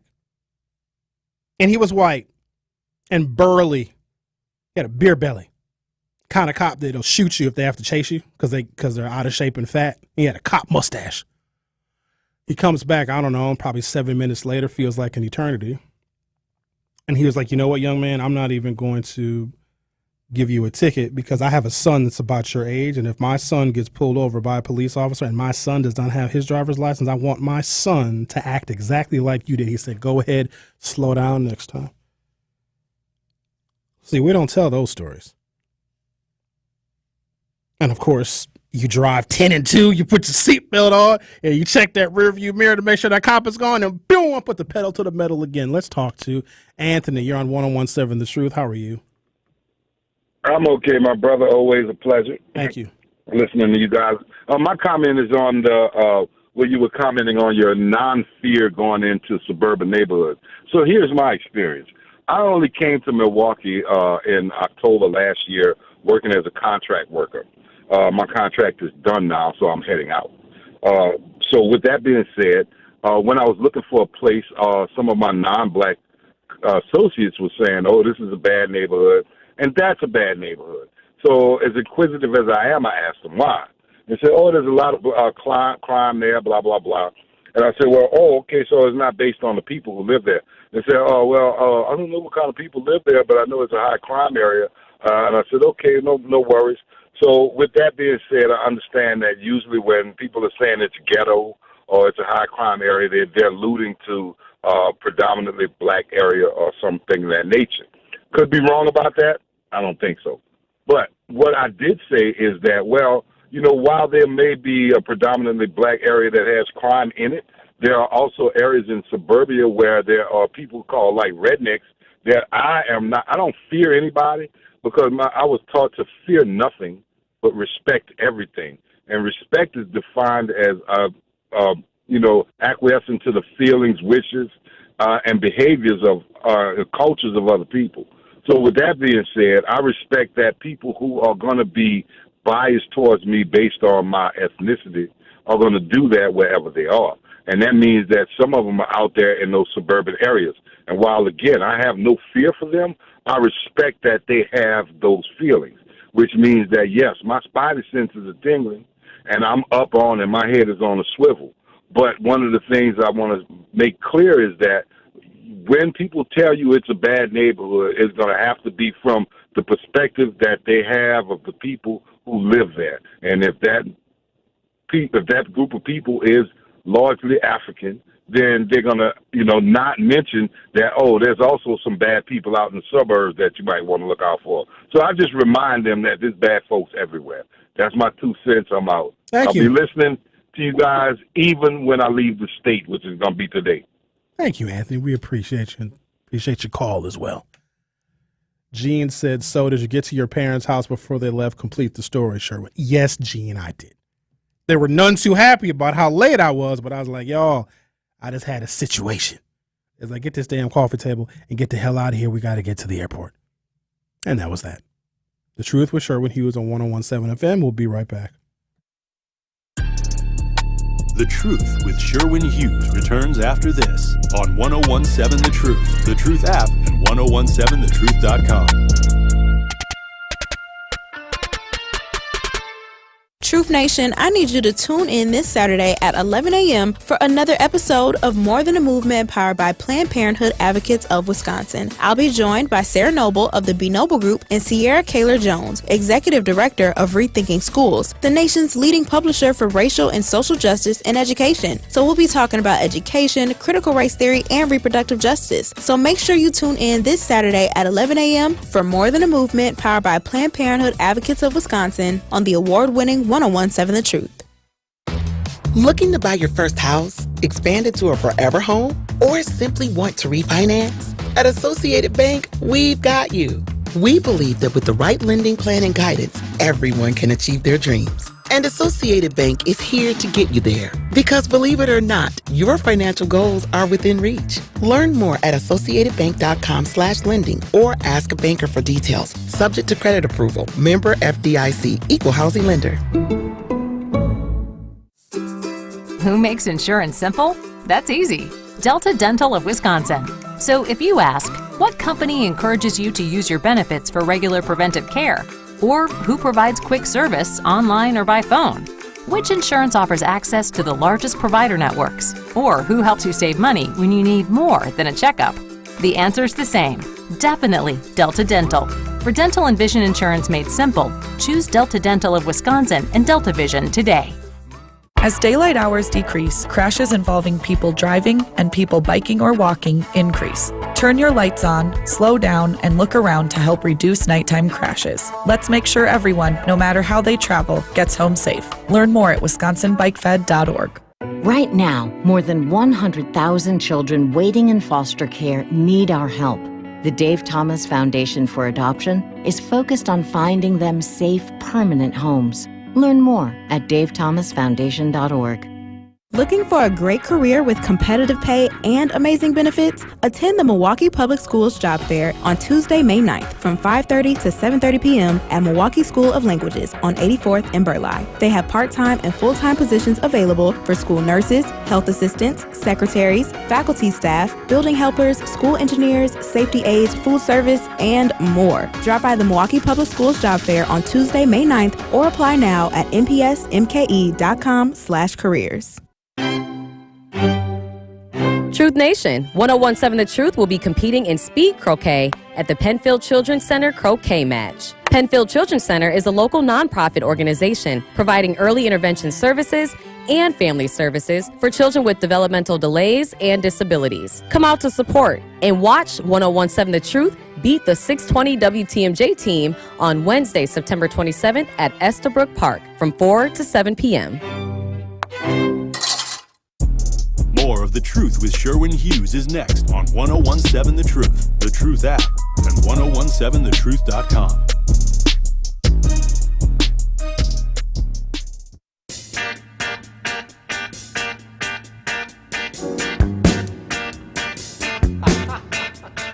There are two men. They have nearly identical bodies with close to the same height and weight. Which one is larger? Which one is more threatening? Which one could do more harm to you? This article appears in Vox.com. Most people would probably think to answer, well, neither, since both men are the same size. But according to a new series of studies published by the American Psychological Association, a person's answers to these questions depends largely on the men's race, and that, researchers warn, may lead people to justify greater use of force against black men compared to their white counterparts. The 7 studies conducted by researchers John Paul Wilson, Nicholas Rule, and Kurt Huenberg used a series of tests to get people to link people of different races to a body size and the potential meaning of those body sizes. In 6 of the studies, hundreds of participants were tasked with connecting a man's face to body size, the potential harm a man could inflict, and whether use of force against the man would be justified in the case of an altercation. In the 7th study, participants were asked to estimate a headless male body size based on a color-inverted picture to remove all racial identifiers. But some participants were primed to believe, though a stereotypically black or white name through a picture of a person's face, that the body picture was of a white man, while the others were primed to believe it was a black man. Throughout all of these tests, researchers produced the same results. When participants believed the man in the images was black, they generally saw the man as larger, more threatening, and potentially more harmful in an altercation than a white person. And they were more likely to say use of force was justified against the black man than the white man. Again, the men in these pictures were roughly the same size. One of the studies in the series even made sure the men had similar bench press records. Yet identical and similar bodies were often equated as larger and more threatening strictly because the man was perceived as black or white. The researchers argued that this was the result of stereotypes about black men being larger than white men, and they pointed out these stereotypes are not true. The Centers for Disease Control report on summarizing the National Health and Nutrition Examination Survey places the average height of a white man 20 years or older at 177.4 centimeters and 90.4 kilograms, and a black man at 176 centimeters and 90.4 kilograms. Literally, black men are slightly shorter than white men are. Yet these stereotypes have serious consequences if they alter people's perceptions of black and white men. Consider the Cleveland shooting of 12-year-old Samir Rice. After he was killed, the officers involved reported that they thought Rice was 20 years old. While it is impossible to get into these cops' heads to see what they were thinking, it is possible they genuinely believe Rice was older because they saw Rice as bigger than he really was. This series of studies certainly suggests that's a possibility. One caveat to the study: it drew participants from Amazon's MTurk, a work-for-pay service. Previous analyses have found that the use of this system can skew participants so they are more college-educated, younger, and less wealthy than the general population. So the study participants may not be fully representative of the rest of the country. As part of a study published in the Journal of Personality and Social Psychology, researchers studied 176 mostly white male police officers and tested them to see if they held an unconscious, quote, dehumanization bias against black people by having them match photos of people with either big cats or apes.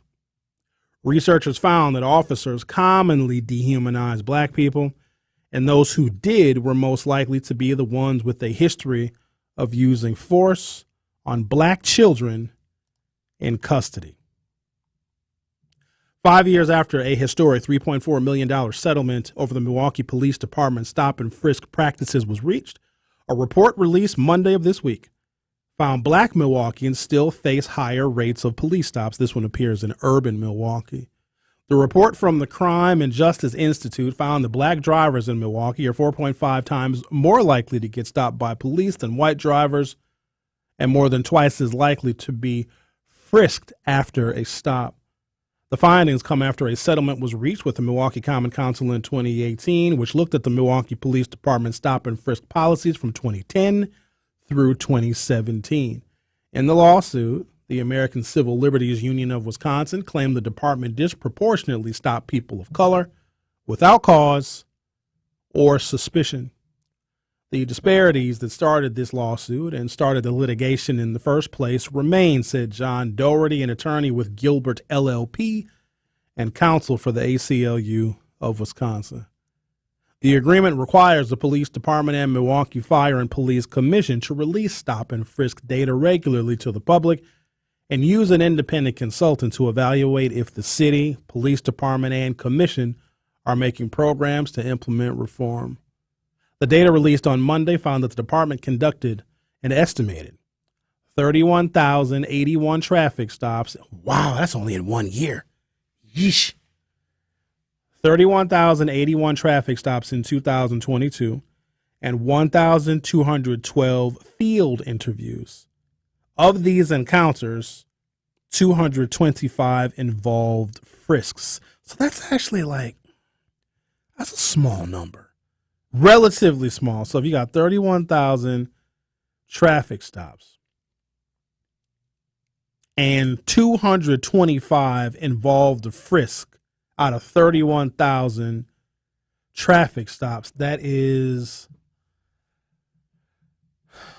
so 1% would be 310 frisks, and it was 225 frisks, like 0.8%. The differences in frisk rates were the most racially disparate of any of the reports said, with the frisk rate for black subjects more than 8 times higher than the frisk rate for white subjects. So I got a whole bunch of questions, obviously. What if they conducted this same study in majority white suburbs? Okay. And here's what I'd be interested in. So you have to do several suburbs to equal the population of the city of Milwaukee. So, I don't know, outside the city of Milwaukee. So let's say we did Mequon, New Berlin, Elm Grove. I'll say the city of Waukesha, Slinger, Hartford. Okay. Until you get to 31,000 traffic stops in those neighborhoods. I want to extract race out of that. So in majority white communities, obviously the majority of the people who are going to get pulled over for moving violations and infractions, et cetera, are going to be white. I wonder what the frisk rate is when white cops pull over white people. That's the data I need. Because what if we find out what this 0.8% frisk rate of traffic stops in the city of Milwaukee? What if it's 2 or 3% in the suburbs? Now, I still would call that a problem in policing and violating people's rights and civil liberties, but this does not tell the entire story. The other thing is this: our neighborhoods are packed with police.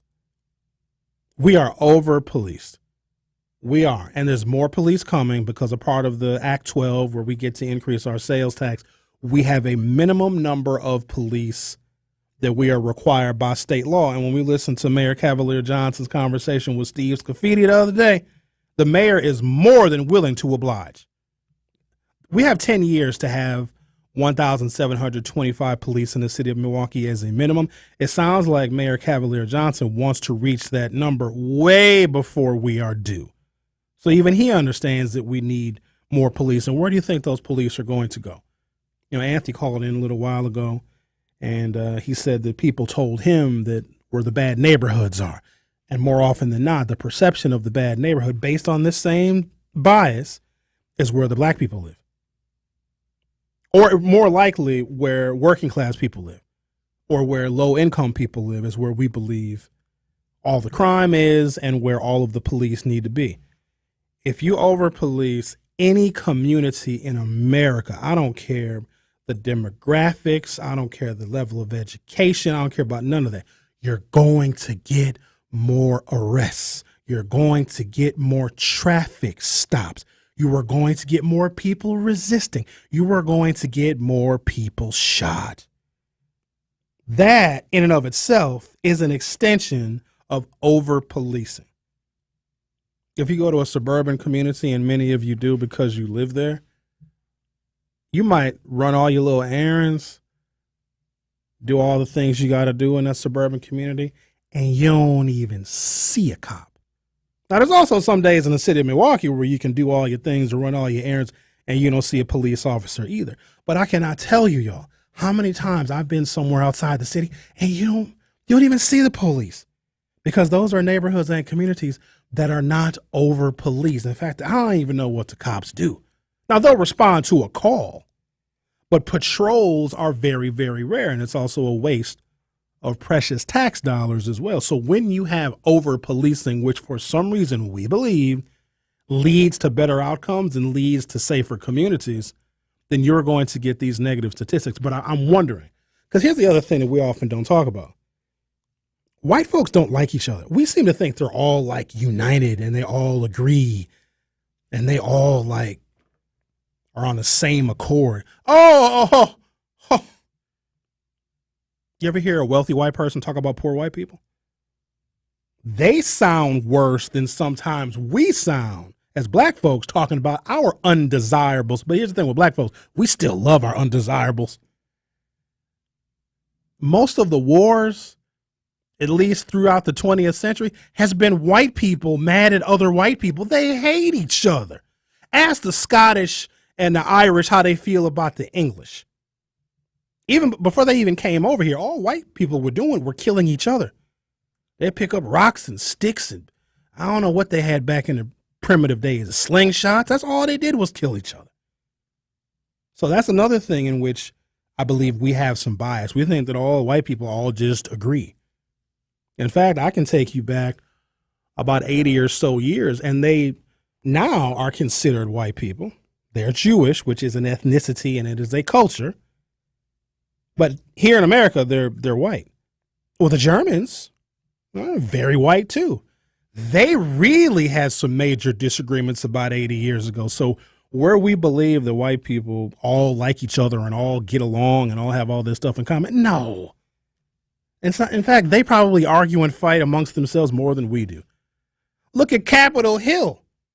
The government shutdown is not, the Black Caucus obviously plays some kind of role in American national politics, but they're a very small minority of members of Congress. This whole government shutdown thing is white people that are Democrats and Republicans that don't like each other. What do you think January 6th was? Now, it was a couple of us in that crowd, and which is interesting because the ones of us that were in that crowd on January 6th, 2021, we went to jail. We got long sentences. But that was a bunch of white people, mostly white men, mad that another white man got elected president over their preferred white man. So yes, there is disdain for us, but it's mostly based upon their fear and how intimidating they think that we are. But they hate each other as much, if not more, than they hate us. The Truth with Sherwin Hughes on 101.7 FM. We'll be right back. Don't touch that dial. The Truth with Sherwin Hughes will be right back on 101.7 The Truth, The Truth app, and 1017thetruth.com.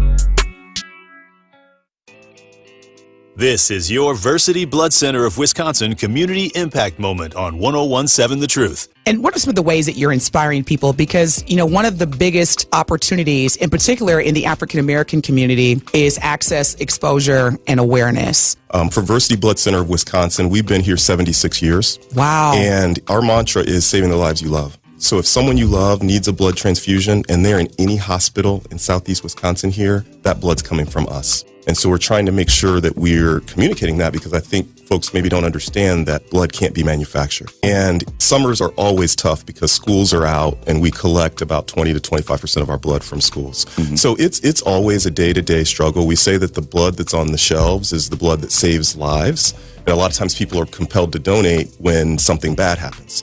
And our mission and our job is to educate folks so that we can get ahead of the curve and keep 3 days of inventory on the shelves. Mm-hmm. So we're in a decent spot right now, but we're on the streets every day trying to inspire people to join our mission. One of our big projects that we're proud of is Versity on King, which is part of the Thrive on collaboration in the Gimbel Schuster building on Martin Luther King Drive. And next year, we're going to open a destination center there. It'll be a blood donation center, but it'll be more than that because we've realized that we can't be transactional with our relationships in the Black community. We need to do things that are intentional and that show that we're there to stay. But the reason that we're there is because not enough people that look like us donate. And so for disorders like sickle cell disease that disproportionately affect us, the race can matter. And I like to say that, Black folks have a superpower in their blood. 44% of Black blood donors will have this rare trait that makes their blood more likely to be able to be a match for a sickle cell patient. And that 44% that is way higher than what we would find in other races. To make an impact by donating blood in your community, visit versity.org today. Adrian was seriously injured when a careless driver merged into her lane. Gruber was there for everything that I needed. Any questions that I had, Gruber was there. They made me feel like everything about my situation and my accident was very important to them. And that made me feel good. And I would definitely call Gruber again for that. Serving Wisconsin for over 35 years, Gruber Law Offices. One call, that's all. They go above and beyond for their clients. When you open an Educators Credit Union checking account, you can say goodbye to surprise fees and hello to a whole lot of perks. Enjoy rewards, cashback, discounts, and card customization with their convenient digital services and nationwide network of over 60,000 fee-free ATMs. You can always access your account anytime, anywhere. Join Educators Credit Union today and take advantage of all the benefits that come with a checking account. Get started at ecu.com, federally insured by NCUA. You are listening to The Truth with Sherwin Hughes on 1017 The Truth, The Truth app, and 1017thetruth.com.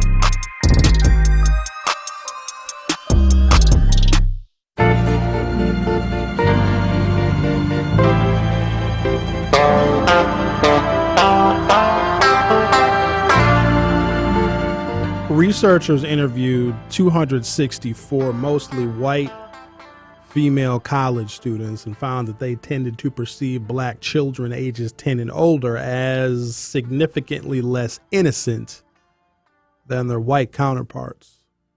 Children in most societies are considered to be in a distinct group with characteristics such as innocence and the need for protection, says Philip Goff, an author of the study, and he said that in a statement. Our research found that black boys can be seen as responsible for their actions at an age when white boys still benefit from the assumption that children are essentially innocent. Other research suggests there can be superhumanization bias at work as well, with white people more likely to associate paranormal or magical powers with black people than with white people. And the more they associate magical powers with black people, the less likely they are to believe black people feel pain. Good God, what is wrong with them? Well, you know what? No, we are magic. We are black unicorns with powers to do things, to create, to build, to innovate, to strive, to survive. Oh, they've thrown everything they have at us, haven't they? They've tried everything. They're still trying stuff.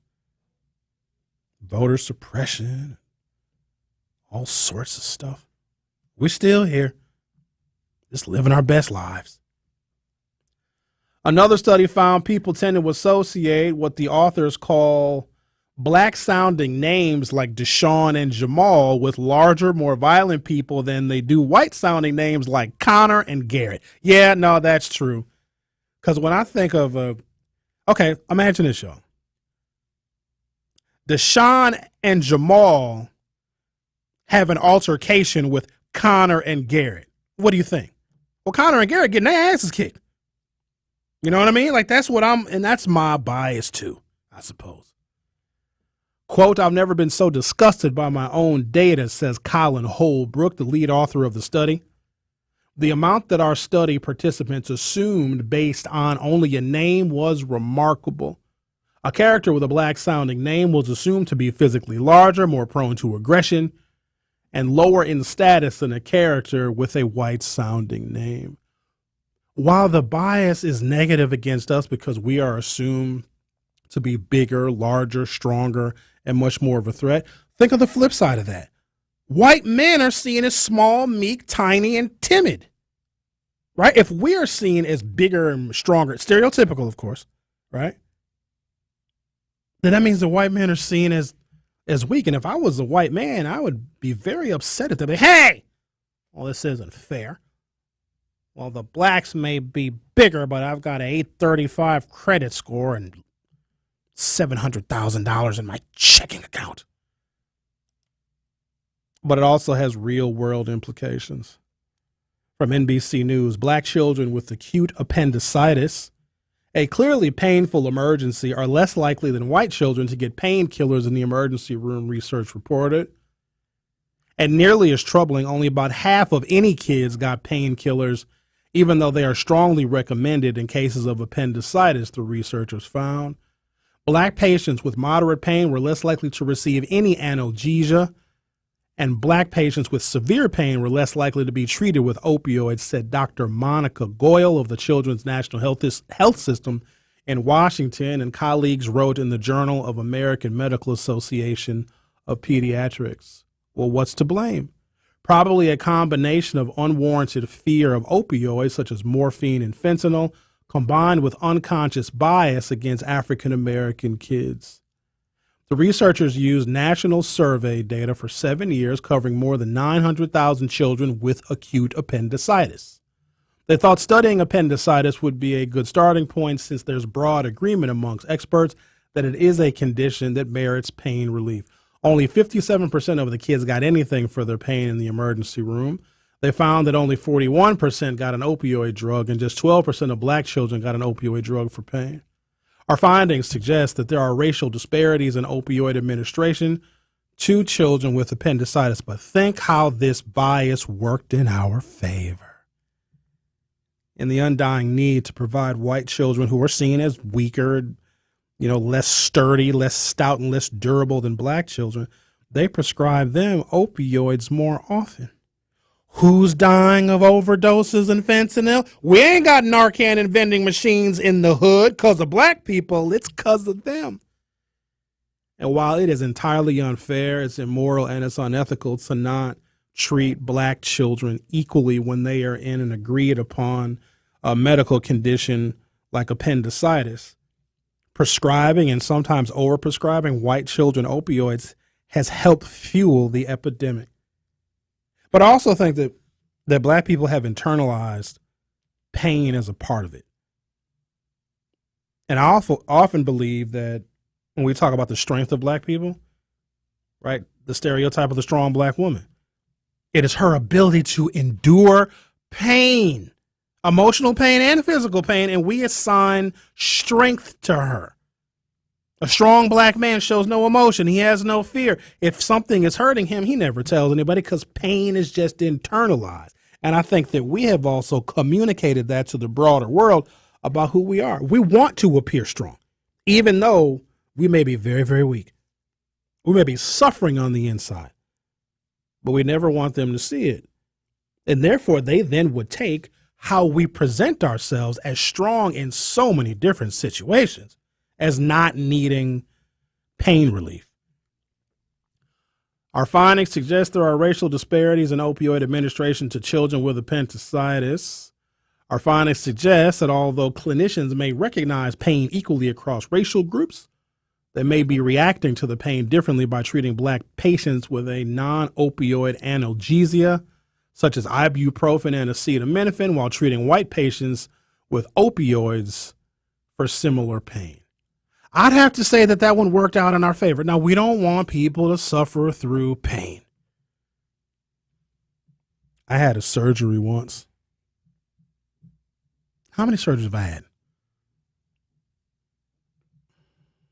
One or two? Two. They gave me Vicodin, and it actually didn't even do any good. For my post-op, they gave me some Vicodin, which is rare because and this is actually the truth. Doctors are very reluctant to prescribe opioids to African Americans because there also is a stereotype and a bias within doctors that we are much more likely to be prone toward addiction. And I don't know, maybe I do have either a resistance to the opioids because when I took them, I was like, these ain't even doing nothing. All right, we got a bunch of people to talk to. All right, let's take Eastside Corey. You're on 101.7 The Truth. How are you? Amazing to talk to you on a Friday, almost afternoon. How are you doing? I'm doing all right. Now, listen, I've been listening to your numbers and your surveys and such. Does it actually say magical people? Is that in print? So you've never heard of the stereotype that that black people that we have magical, mythical powers that it's like the black woman is the voodoo priestess. Do you remember Miss Cleo a long time ago? And do you remember Dionne Warwick and the Psychic Friends? Right, you give me one call. Right, do you remember that? That was a part of a stereotype. Dionne Warwick was the spokesperson for Psychic Friends because the stereotype is black women are like involved with the occult and mystical powers because when white people don't know who we actually are and know our culture and know our strength, they just think that we're magic because they can't figure us out because they don't know us. And just like Miss Cleo was ultimately a scammer. Call me now. Right, but it fit into a stereotype that black women are like clairvoyant and from another planet or something. Well, no, listen, maybe this is a compliment. Maybe this is something that we can actually work to our advantage. If they think we're extra strong, don't feel pain, are mighty people, then what the hell are we want? What are we scared about? Yeah, but if they're the ones that are in charge of treating our pain, then that could be a problem because they think that we won't need anything because we're magical. We can heal ourselves. They got their caves on us as soon as possible. You know? My goodness. That explains a lot because their fear comes from, is it an internal awareness or thinking that we somehow have magical or superpowers? It's basically just ignorance. For real? You haven't heard that before? I've heard that in African folklore. I've heard that on my side of my black folk and my southern black folk. But I've never heard that white folks think of us as magical people. It's probably more of like magical people. An old school sentiment. But if you did like a big, broad search of the characters that we have played in movies throughout the years, especially generations ago, we're always a genie or something magical or something that's unexplained or an apparition or something like that. True. Yeah. I remember Morgan Freeman was the first black president in a movie, I think 3 times. And that was before Obama.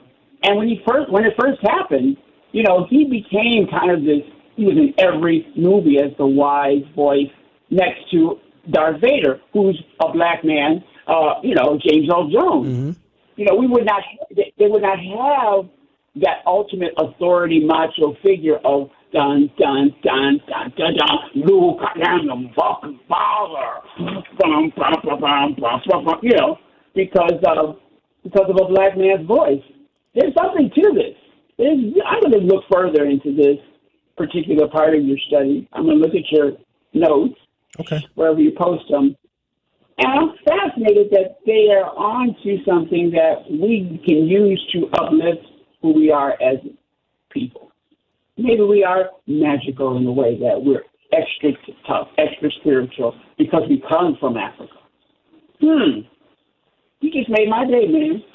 Thank you. That's what we're here for. We appreciate your call and have a good weekend. You have a good weekend. Okie dokie then. Mwah. All right, I didn't need the kiss. The Truth with Sherwin Hughes will be right back. The Truth with Sherwin Hughes returns after this on 1017 The Truth, The Truth app, and 1017thetruth.com.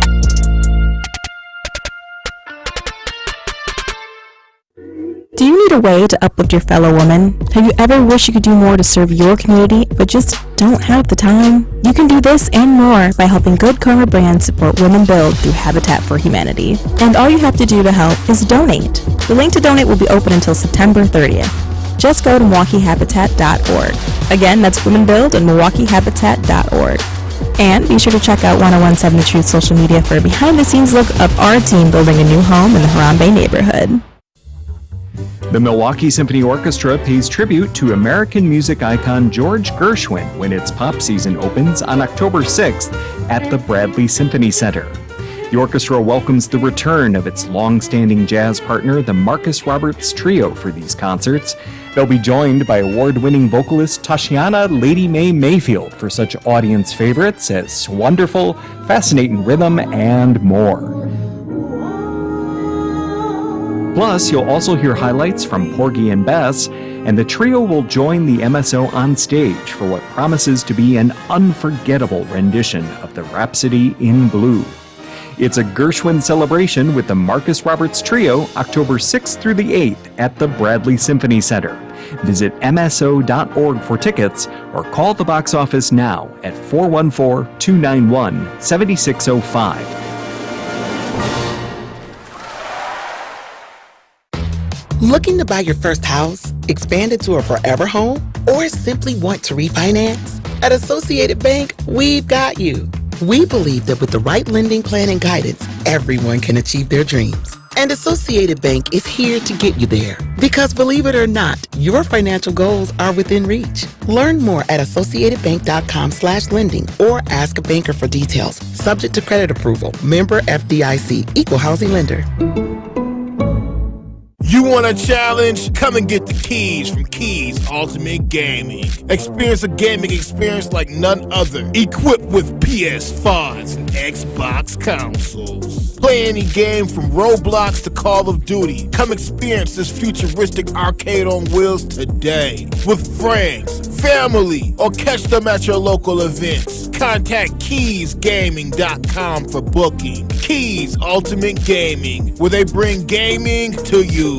Here at the new 1017 The Truth, we aim to be a staple in Milwaukee's Black community. We are committed to partnering with local organizations and supporting Black-owned businesses. We are proud to call Milwaukee our city and promise to be a positive reflection of our community. We look forward to celebrating Black culture and excellence with you every day as we make history and continue to uplift the voices in our city. Join us for the journey at the new 1017 The Truth, founded by American Family Insurance. Milwaukee Black Talk. It's The Truth with Sherwin Hughes on 1017 The Truth, The Truth app, and 1017thetruth.com.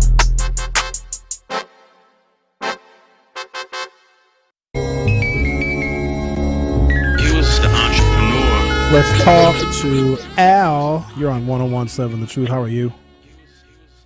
I'm doing good, and I just wanted to say happy Friday to all the listeners. But what I wanted to share with everyone, we are magical. And the reason we are magical is because these people know we are the only group of people who have the master key. The only group of people who have the master key. It was the Black woman's breast milk who used to feed Master's baby. It's the Black woman womb that helped produce and make the people to make the United States. That's why they use violence and brutal force on Black people. Because if you use brutal force, you can treat them like an animal. You can't let Black people know their power can't be matched. Because if you let Black people know that, everything will change instantly. That's why they go out their way to push the Bible and Christianity. That's why they go out the way to divide and conquer and have the have and have-nots. That's why they go out the way to get the one Black man who is the monkey for the H word to push the white man's agenda, because they know our mindset is so dangerous and so powerful. But we have to recognize that first. The same with police brutality. We got good police officers out there, but the truth be told, I don't trust none of them. I put them on the same stage as Christians. I don't trust you no farther than I can see you. But we all know if every time a police officer kills somebody, that family would kill that police officer in the honor of that family member, we wouldn't have police brutality, because they will have to come into contact with that reality they fear. Why do you think police officers got the highest suicide rate? Why do you think police officers hide behind that badge? Because they know if they don't have that badge, they are civilian. And they know if they don't have that badge, if you got 300 to 3,000 Black men and women, keep in mind, women will kill before the Black man when it comes to their child. They would not do that. Do you remember when Michael McGee was an alderman back in the day? Yes. Okay, well, there was an article, and this is when John Northwest was a mayor. It was an article, and they talked to young men that were like 19 to 24. These young men said, you know what? I'm tired of living this. I'm ready to kill for my respect. I ain't never seen John Northwest take off them penny loafers and them blue suede shoes and throw on them construction boots and say, hey, we can't do this. You know why John Northwest moved so fast? because that was a strength and power and wrath he did not want to deal with. Because you had young men and women ready to die and fight for their respect. Keep in mind, we were given freedom. We didn't have to fight and kill for it. So that's why they treat us the way we treat it. But it all comes down to a reality that these racists, that these pigs, and these other entities who don't want black people to prosper. But when it comes to the time where they have to deal with that reality that they don't want to come into contact with, then change will come. But I just wanted to share that with you. We are the master key. And yes, we are magical. From voodoo to hoodoo to basic common sense. And before I go, can you white men stop buying these crackhead prostitutes over here off of Titonia and Hadley? Everybody see you. Go home to your wife. Have a great day.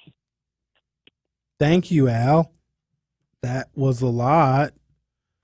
He has to end with some like words of wisdom. You know what I mean? Like he can't just finish his commentary and then say, "Oh, goodbye, everyone. Go get your husbands. They down in the alley getting they sloppy toppy from a prostitute. You need to go home." That's how he ends some of his calls.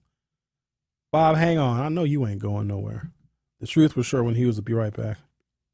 This is Telly Hughes from Truth Be Told. Listen to The Truth all day, every day by downloading the Truth app or streaming on Spotify, TuneIn, Apple Podcasts, Google Podcasts, or Stitcher. Milwaukee Black Talk 101.7 The Truth. The Milwaukee Brewers are going back to the playoffs. This time, they won't be satisfied with anything less than bringing a World Series trophy to Milwaukee. Brew October is presented by Network Health and sponsored by Delta Dental, Town Bank Wintrust, Wisconsin's Bank, and Annex Wealth Management. I don't want to say the flu is preventable, but we can make it less severe and spend less time in the hospital. As an underinsured group that's on intimate terms with death, that we don't exercise, we don't eat healthy. Now, of course, this isn't everybody, but it still impacts us more than anybody else. And so I can talk about racism. I think that we have some choices that we can make that we know can improve our outcomes, but we still seem to be so incredibly defiant. Listen to The Truth with Sherwin Hughes, weekdays from 9 a.m. to 12 p.m. Join Milwaukee Academy of Science at its 8th annual Night with the Novas Gala on Friday, October 20th from 5 to 9 p.m. at Discovery World. Enjoy the silent and live auctions, amazing food, and prizes. This is another event of the fall season. Are you interested in attending this remarkable event? Well, visit their website at MilwaukeeAcademyOfScience.org or contact Uniqua Adams at uadams@mascience.org for tickets. Milwaukee Academy of Science is a Milwaukee charter school that strives for equity, learning, and excellence in STEM education. Good Karma Brands is proud to be an equal opportunity employer. Our policy is to provide equal opportunity employment, development, and advancement to all current and potential teammates. If you are an organization that maintains a job bank, provides employment information, or gives job referrals, you may request to be placed on the station's mailing list for future career opportunities. To learn more about careers at Good Karma Brands, please email careers@goodkarmabrands.com.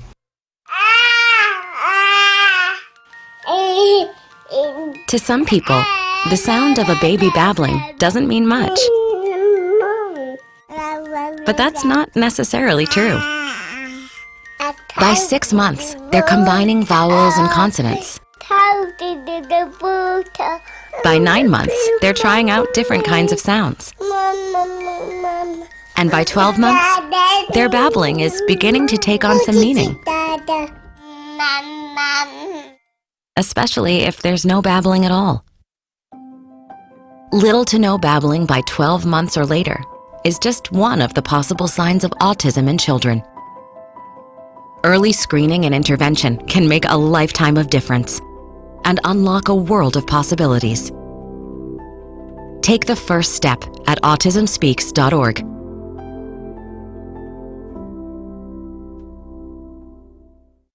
All of your favorite 101.7 The Truth content whenever you want. The Truth app has it all.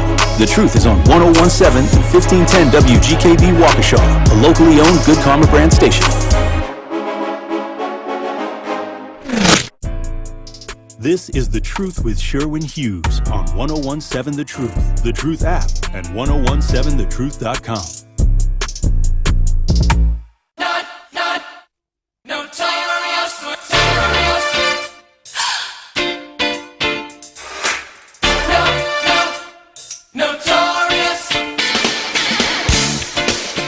Welcome to hour 3 of The Truth with Sherwin Hughes. I'm talking about bias and how, I don't know, maybe it works in our favor, maybe it works against us. You know, we know in policing, when police officers see African-American men and boys as larger, stronger, much more threatening, they then internalize that and justify using excessive force. Guy called in earlier, talked about what he witnessed in a hospital setting. Because when he was describing the situation, he kept saying, this kid, and how the police were attempting to restrain him because hospital staff needed to do a blood draw because he was suspected of being intoxicated. I'm assuming driving while intoxicated. Now, you got to put yourself in that particular situation, right? That is a police investigation where the offending party very well may be guilty and know that they're guilty and may not want their blood being drawn. And some people think that if they resist just hard enough, the police will be like, oh, you got us. You fought us too much. We're not going to draw any blood. In fact, we'll just give you a taxi ride home. Now, of course, I'm not blaming the victim here, but I don't know like what it's going to take for us to see that if resisting don't work out for you, right? You're supposed to just let yourself get arrested and, you know, let the police conduct their investigation, and then you live to see another day, hopefully, and you go to court, you get legal representation. If there was any bias or anything, or if the investigation was botched, well, then you have some kind of recourse. But there's still those of us, and not just black people, people in general think that resisting the police is going to go their way. If I just fight this cop real hard, he'll give up. That doesn't happen a lot. Your best shot, and I'm not telling anyone to do this, like don't do this, is to try and outrun them. Because cops are not fast. They're not. You ever see some of these videos of cops chasing people? Cop take 5 steps and just fall. They just lay on the ground and it's, it's not funny. I've never seen a fast cop in my life. I wonder if Dr. Ken was fast. You think he was, Rhea? I bet Dr. Ken chased plenty of people. Hey, come here. Come back here. Hey, stop it. Dr. Ken Harris. One day I'm going to have a radio show. I'm a police officer now. I'm going to run real fast after you. Let's talk to Bob. You're on 1017 The Truth. How are you? Hello, Sherwin. When I was coming up, the Japanese used to say, black people grow tails at midnight. I know they used to believe that, Japanese people. And I had a vote yesterday, 3-1, against me coming down and playing my sax. I want to get over that because I got a million things to say, and I'm only going to say a few things real quick. Hang on, wait, stop. Wait, you won, but you didn't checkmate me. I mean, you cheated. So you had a vote, Bob. You had a vote 3-1. Who the hell were those voters? Where you get them voters at? On your show. One guy, you need to tell him don't quit work, and I mean, take that day off, just go to work and not listen, because and see, and that's why baby boomers running, because it's not that we want to not give y'all stuff, to take care of. Look at Biden. I mean, Biden, he said, they asked him about, what do you think about impeachment? And Biden said, good luck.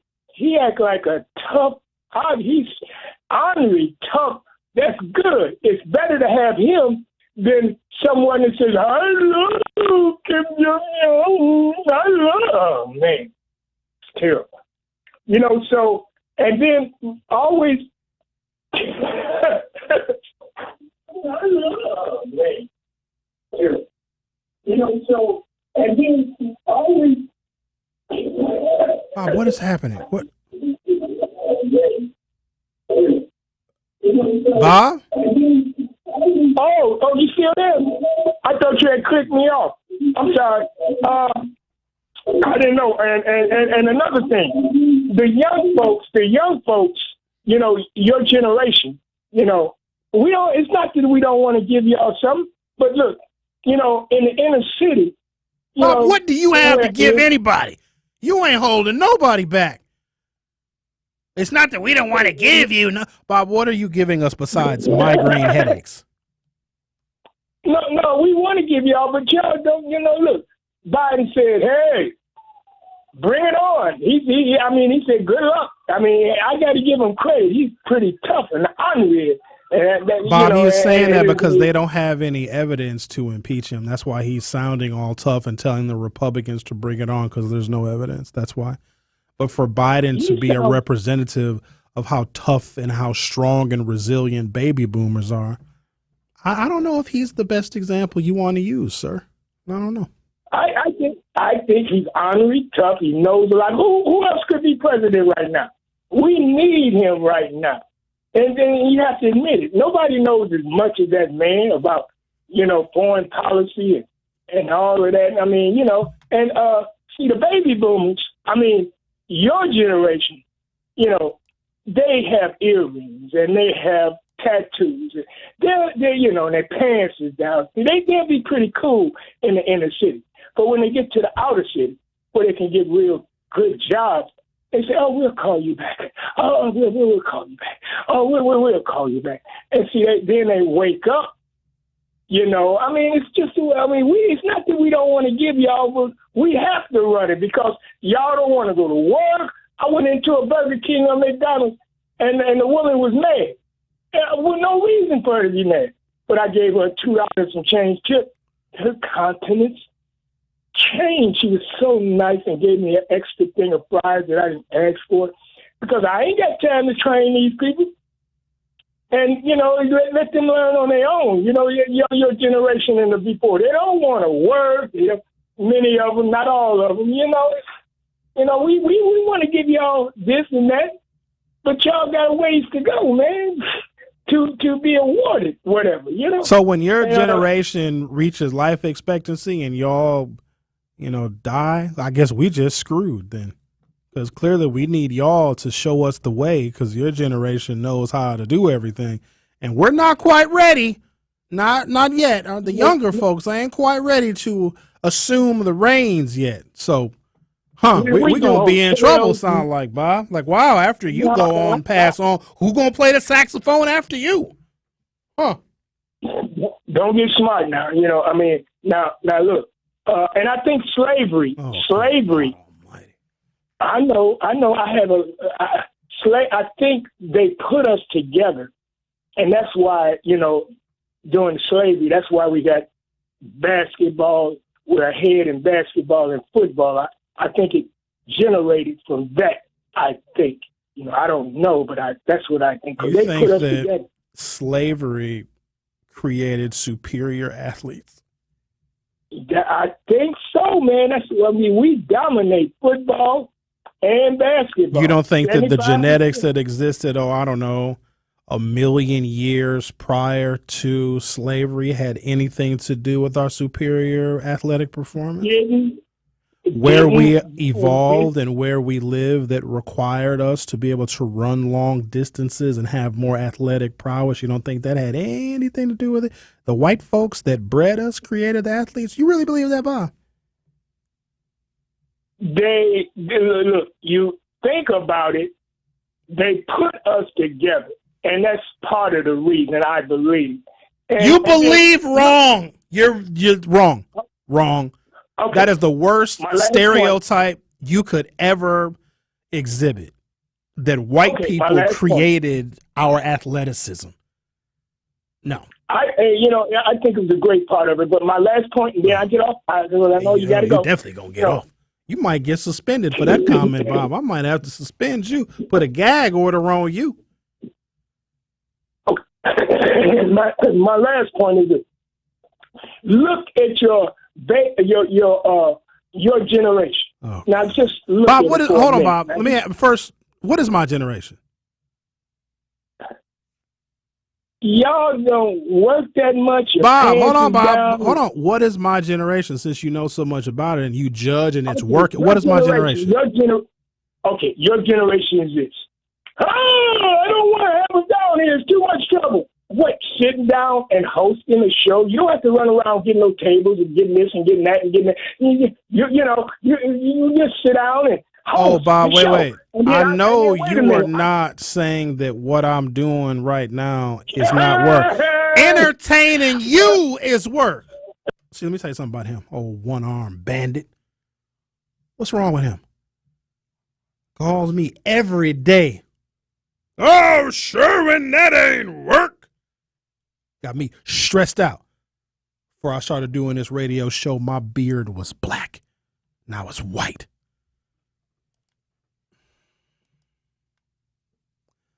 Mr. Mahdi said that Bob is a bootlicker.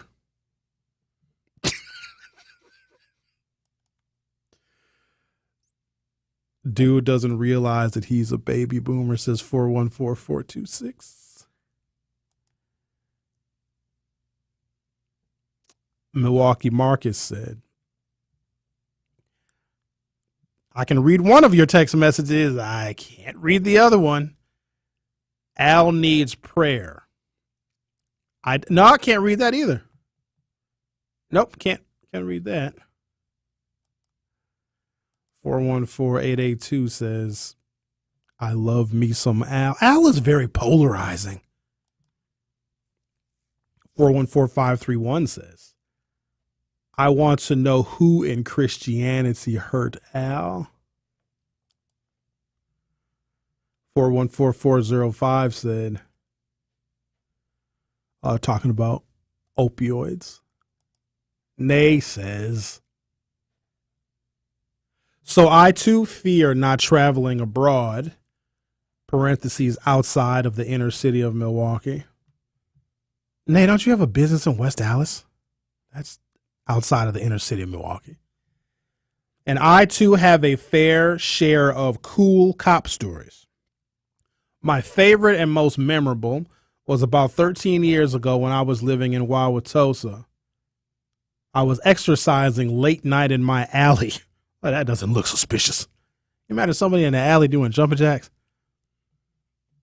I was exercising late night in my alley and officers surrounded me, ran my record, and ended up saying, quote, you've been so cool and cooperative that even with you having a warrant, we'll let you go. You thug.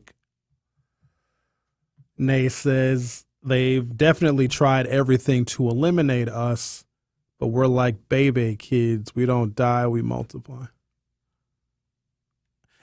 If anything, the Caucasian people are fading out demographically because they are so specific about what the definition of white is. So a white person that has a baby with a Chinese person, that's a Chinese baby. A white person that has a baby with an Indian person, that's an Indian baby. A white person that has a baby with a Hispanic, Latino, Mexican person, that's a Hispanic, Latino, Mexican baby. And of course, you know that a white person that has a baby with a black baby, with a black person, that's a black baby. So if white people reproduce with any other race of people, that makes less white people. Like that was already designed to fail. And plus, don't biracial people make superior NFL quarterbacks? What, Rhea? They totally do. Our quarterback, he didn't do good last night, though. He's biracial. See? Patrick Mahomes, biracial. Is the Chicago Bears quarterback biracial? He's not very good. But there's a lot of biracial athletes, right? They get the best of both worlds, but it creates less white people. All right. Not really sure where we're going with this show. Let's take a break and come back. We got to regroup. Reshape, and rethink the black family. The black man, woman, and child got to.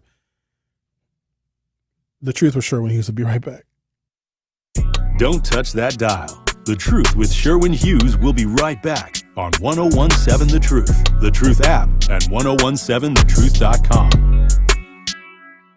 Truth Nation, I need you to tune in this Saturday at 11 a.m. for another episode of More Than a Movement powered by Planned Parenthood Advocates of Wisconsin. I'll be joined by Sarah Noble of the Be Noble Group and Sierra Kaler-Jones, Executive Director of Rethinking Schools, the nation's leading publisher for racial and social justice and education. So we'll be talking about education, critical race theory, and reproductive justice. So make sure you tune in this Saturday at 11 a.m. for More Than a Movement powered by Planned Parenthood Advocates of Wisconsin on the award-winning 1017 The Truth. Looking to buy your first house, expand it to a forever home, or simply want to refinance? At Associated Bank, we've got you. We believe that with the right lending plan and guidance, everyone can achieve their dreams. And Associated Bank is here to get you there. Because believe it or not, your financial goals are within reach. Learn more at associatedbank.com/lending or ask a banker for details. Subject to credit approval. Member FDIC. Equal housing lender. From my family and myself, I would like to say thank you to Gruber Law Offices for taking such good care of us. I would say thank you because you're so human and so much of a friend during the whole process. I'm super grateful for them representing me and doing all that they did for me. I would just say thank you for making me feel better. That's why I'm here, to say thank you, thank you, thank you. Gruber Law Offices. One call, that's all. All insurance companies, they want to know where are your cars housed. Right. They want to know how far you driving to get to and from work every day. Mm-hmm. They want to know all these different things for weather patterns. Are you living in northern Wisconsin or are you living down in Tornado Alley somewhere in Kentucky? These things make a difference as to how your insurance rates are formed. I need you to be factual. And every single time somebody commits these different frauds, it all adds up and everybody ends up paying the price for it down the road. Erie Insurance, providing the protection you need and the service you expect, all at a great price.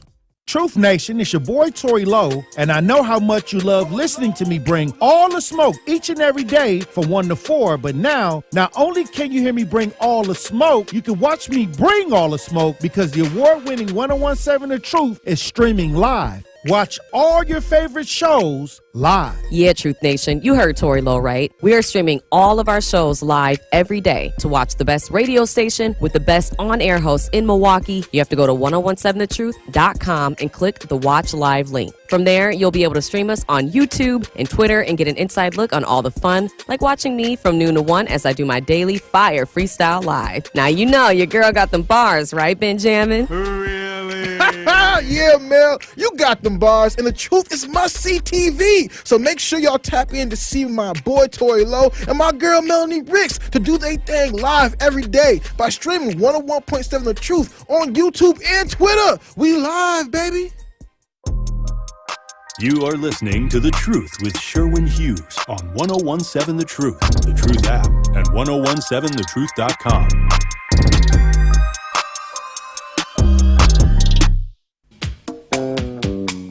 Tune into The Truth this Saturday, tomorrow, at 11 a.m. for another episode of More Than a Movement, powered by Planned Parenthood Advocates of Wisconsin. Carrie will be joined by Sierra Kaler-Jones, Executive Director of Rethinking Schools, and Sarah Noble of the Be Noble Group. They will have an in-depth conversation on education, critical race theory, and reproductive justice. Again, that's More Than a Movement, powered by Planned Parenthood Advocates of Wisconsin, tomorrow at 11 a.m. on the award-winning 1017 The Truth. And The Truth is home of Marquette University High School football. The Marquette Hilltoppers hit the gridiron again tonight, Friday, as they take on the West Allis Central Bulldogs. Kickoff is set for 7 p.m. High school sports on the award-winning 1017 The Truth is presented by Gruber Law Offices. One call, that's all. In June, Dr. Hartford and her colleagues published a study in the Journal of Academic Emergency Medicine that analyzed the medical records of 833 12 to 16-year-olds who visited the Seattle Children's Hospital Emergency Department for migraine treatment between the years of 2016 and 2020. They found that the children who were Black, Asian, Hispanic, or who prefer to speak in a language other than English were less likely than white children to receive strong intravenous pain relieving medications, despite report receiving similar pain levels. This jibes with past research, Dr. Hartford said, which has found that when children of color visit emergency rooms for issues like bone fractures or appendicitis, for example, they're less likely than white children to be given appropriate pain medications like opioids. Many studies have also found similar variations in pain treatment among adults of color. I personally can look at this a whole bunch of different ways. Have y'all seen Dope Sick? It is a series starring Michael Keaton. It was on Hulu. And it explains, it's fiction, but it's a very realistic depiction of how the opioid crisis got started and how it rocked rural, white, Southern America. And we know, right? And look at what it turned into. A heroin epidemic, a fentanyl epidemic. So now we're at a point now, this is so rich. I saw the Republican debate, I think on Wednesday night. I didn't talk about it on the show because it wasn't worth talking about. They are blaming an open border for fentanyl addiction and overdoses in this country because clearly it's migrants who are bringing over all of the fentanyl that is making it onto the streets of suburban and rural America. This is white people's inability to see what I'm literally telling you right now. When white children go to the hospital and are in pain, they're given opioids, which in some cases, depending upon the genetic makeup of these children and their predisposition toward addiction, they're starting white children with their opioid addictions when they go to the hospital. Yet for some reason, it's the Mexican migrants that are coming here that's the reason for the opioid and fentanyl crisis. That's just white folks' inability to deal with their own issues. They gotta blame somebody else. Now, I also have my feelings about their reluctance or their resistance to prescribing and issuing intravenous or oral opioid medications to black children. It, to some extent, has got to be working in our favor because if our children are not being exposed to highly, highly addictive painkillers, that might actually help us. Now, I know when you're in the hospital and you're in a lot of pain, that's not good. But if they are not giving us what we know are the most addictive painkillers that can start somebody on their road to addiction, which could lead them to dying with a needle in their arm because they overdosed on junk, it's just a very interesting way of looking at things. Quote, "We would like there to be no differences by ethnicity and languages," Dr. Hartford added, "but we have to uncover them as the first step of addressing them." And so I'm not really liking what the result of this is supposed to be. The result is supposed to be, no, give black kids opioids too. No, I don't know if our kids need that. I don't know. Again, I'm not a medical professional, but I know that what the opioid crisis has done to rural, poor, white communities and the corruption that was involved and the pharmacists and the doctors that took these major kickbacks, knowing that OxyContin was addictive. And Purdue Pharma kept making more and more and more because as people got tolerances to it, they had to make a 20 milligram. Then they had to make a 40 milligram. And then that was enough. Then an 80 milligram. Then 160 milligram. And you know what's crazy? Purdue Pharma, which is literally responsible for creating the opioid crisis, which morphed into the heroin epidemic, which is now the fentanyl crisis that we're dealing with right now, they can still make the pill that started the whole thing, OxyContin. They still can legally make it. Now it's only used for like end of life care, like if somebody has cancer. So all of the money that they made by addicting a large swath of rural and suburban white America, they're still continuing to make money off the exact same pill. Now, nobody was criminally charged. and their overproduction and all the kickbacks and all the money that they gave to doctors and pharmaceutical reps to push this poison into vulnerable white rural communities,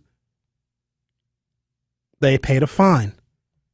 But the fine that they owed could be paid over 10 years. And the amount of money that they are still making producing these drugs, these painkillers, is equivalent to what their fine was. And so when I look at how the crack epidemic, because we always reference that, how it impacted the black community, and some would say there's still some residual effects of that. I think that we use drugs to addict and render helpless undesirable people in this country of any race. Because 30 years ago, it was us. But right now, the worst addictions are heroin addictions.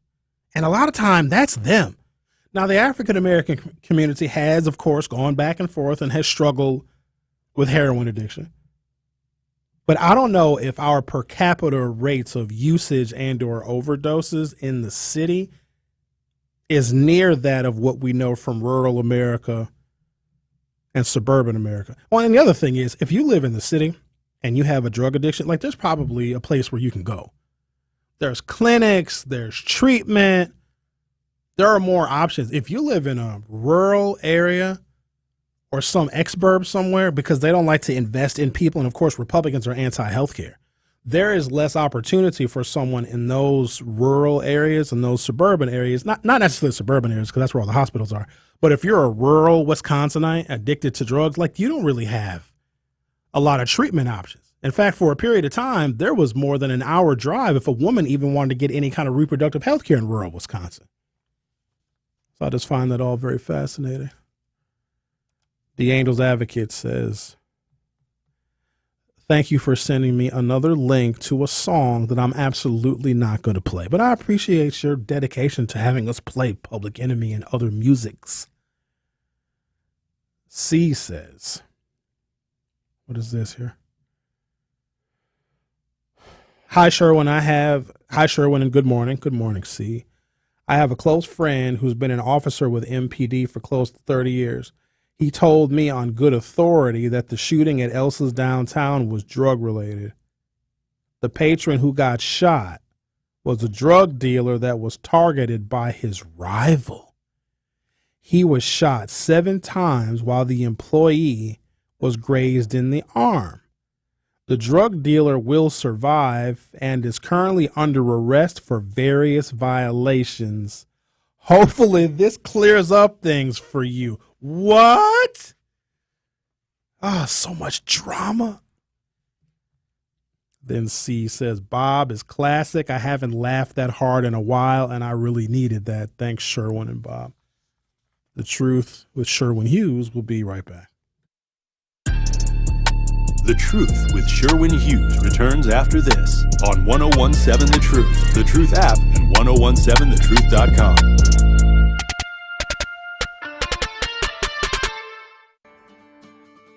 Hardworking family businesses, ambitious entrepreneurs, relationship builders, and job creators. Businesses like yours are the heart of Wisconsin, and the Wisconsin Economic Development Corporation lives to help you realize your vision. Join us for Marketplace Wisconsin, the Governor's Conference on Diverse Business Development. It will be held December 6th and 7th at Baird Convention Center in downtown Milwaukee and virtually on December 5th.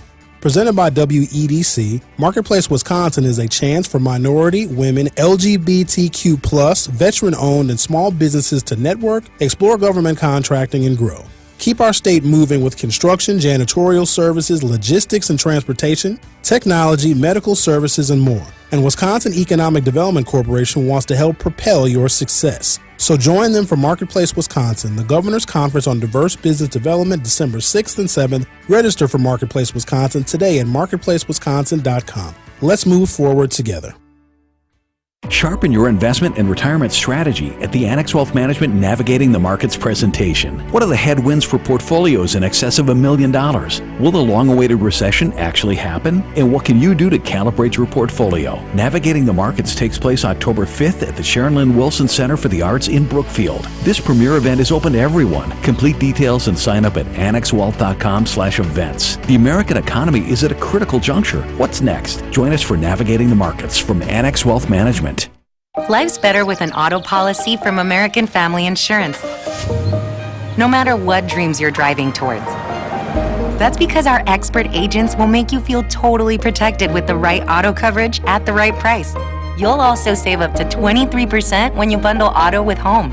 American Family Insurance. Get a quote, find an agent at amfam.com. Products not available in every state. Visit amfam.com to learn how discounts may apply to you. American Family Mutual Insurance Company, SI, and its operating company, 6000 American Parkway, Madison, Wisconsin. Ready to ride? Just let me get my flip-flops on. Whoa, Mom and Dad are going for a ride without their protective gear. Quick, grab the checklist. I'll grab the gear. Just where do you two think you're going without your safety gear? Yeah, you know how we feel about riding without your gear. Well, it's so nice out. And we're only going for a short ride. Not before you put all this gear on your knot. But... riding pants? Okay. Check. Motorcycle boots? Bye-bye, flip-flops. Check. Armored jackets? Nice. Check. Riding gloves? 2 pairs. Check. Last but not least, full face helmets. Check. Now you're ready to ride. And you look cool. All the gear, all the time. Zero in Wisconsin. Together, we can save lives. Learn more at zeroinwisconsin.gov. Be home on time for dinner. Sponsored by the Wisconsin Department of Transportation. More of The Truth with Sherwin Hughes is next on 1017 The Truth, The Truth app, and 1017thetruth.com.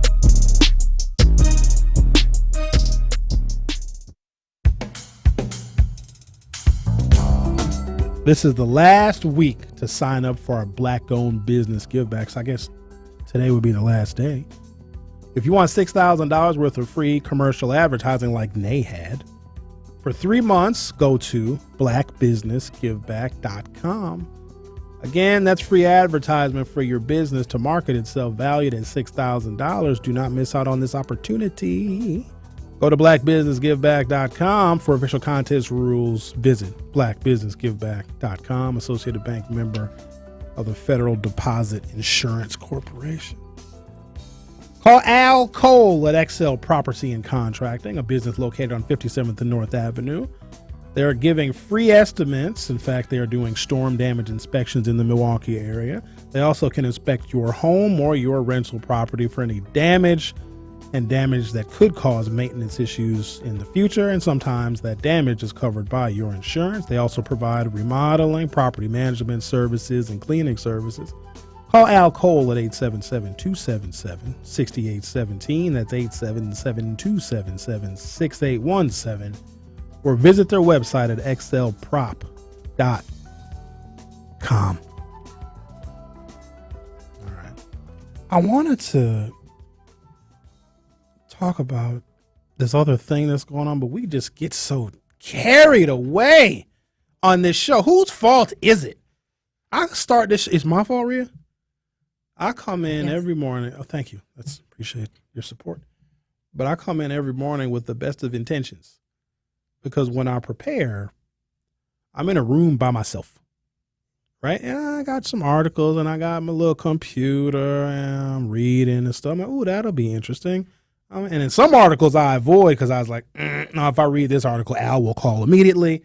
Or if I read this article, it's going to trigger Bob. So I try and steer clear of those things.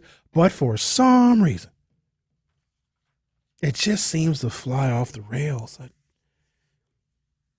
Maybe I should get a person, like an intern, right? And then have the intern with me while I'm preparing, and then I'll bounce ideas off of the intern and say, hey, intern, what do you think about this? No? Do we have interns here? When does the truth ever have interns? How come I ain't ever got an intern? I want a person. I got all sorts of stuff for them to do. Stuff around the house, wash my car, run errands. Because that's what interns do. Interns just do stuff that real people don't want to do. And Tyler did a good job. Remember Tyler the intern? He was everybody's intern. Like, he wasn't ours, right? Didn't he do some stuff with TMJ? Like, he just was over here sometimes. Or maybe, I don't know. When have we ever had dedicated interns? I don't think that we do. Actual truth interns that walk around with truth t-shirts on so we can identify them. We don't get those. Okay, well, I'm looking for an intern. Rhea, if you don't talk in the microphone, I cannot hear you. No, you are not my intern. You're too ornery. No. Because I would just run ideas on you like, no. Okay, Rhea, what about, no. Hey, no. But no. I want somebody that's going to listen to me and then not disagree. I guess that kind of defeats the purpose. All right, well, I'm looking for an intern. So if you want to be my intern, oh, God, I'm asking for trouble with this. Email me at. Be careful what you wish for. Hang on a second, Rhea. This is very professional here. Email me at sherwinagain@gmail.com. I need an intern, but I don't know, about 10 hours a week. 5 to 10 hours a week. You're about to get Bob. No, I'm not. I need an intern with 2 functioning arms. So that excludes Bob. That wasn't nice. You can have, I guess, no functioning arms, but then just don't be Bob. What kind of intern do I want, Zach? About 5'6" and thick. No, I can't do that either, huh? No, but no, I would like to have a person that helps me with things. Help add a little quality to the show. Follow me around like a little lost puppy. So what I was going to talk about, see, this is how I get sidetracked. Do y'all realize how many businesses and companies and labor unions are going on strike? You had the writers strike, or the television show writers and the movie script people. They went on a big strike for 140 something days. Their strike recently ended. The United Auto Workers are on strike. The union that does the the food and beverage workers and hospitality workers in Vegas, they are threatening to go on strike. There's another one that I heard about this morning. It's a large healthcare union. It's not SEIU. It's something Preminente. I gotta look it up because y'all are gonna think I'm crazy. Hold on.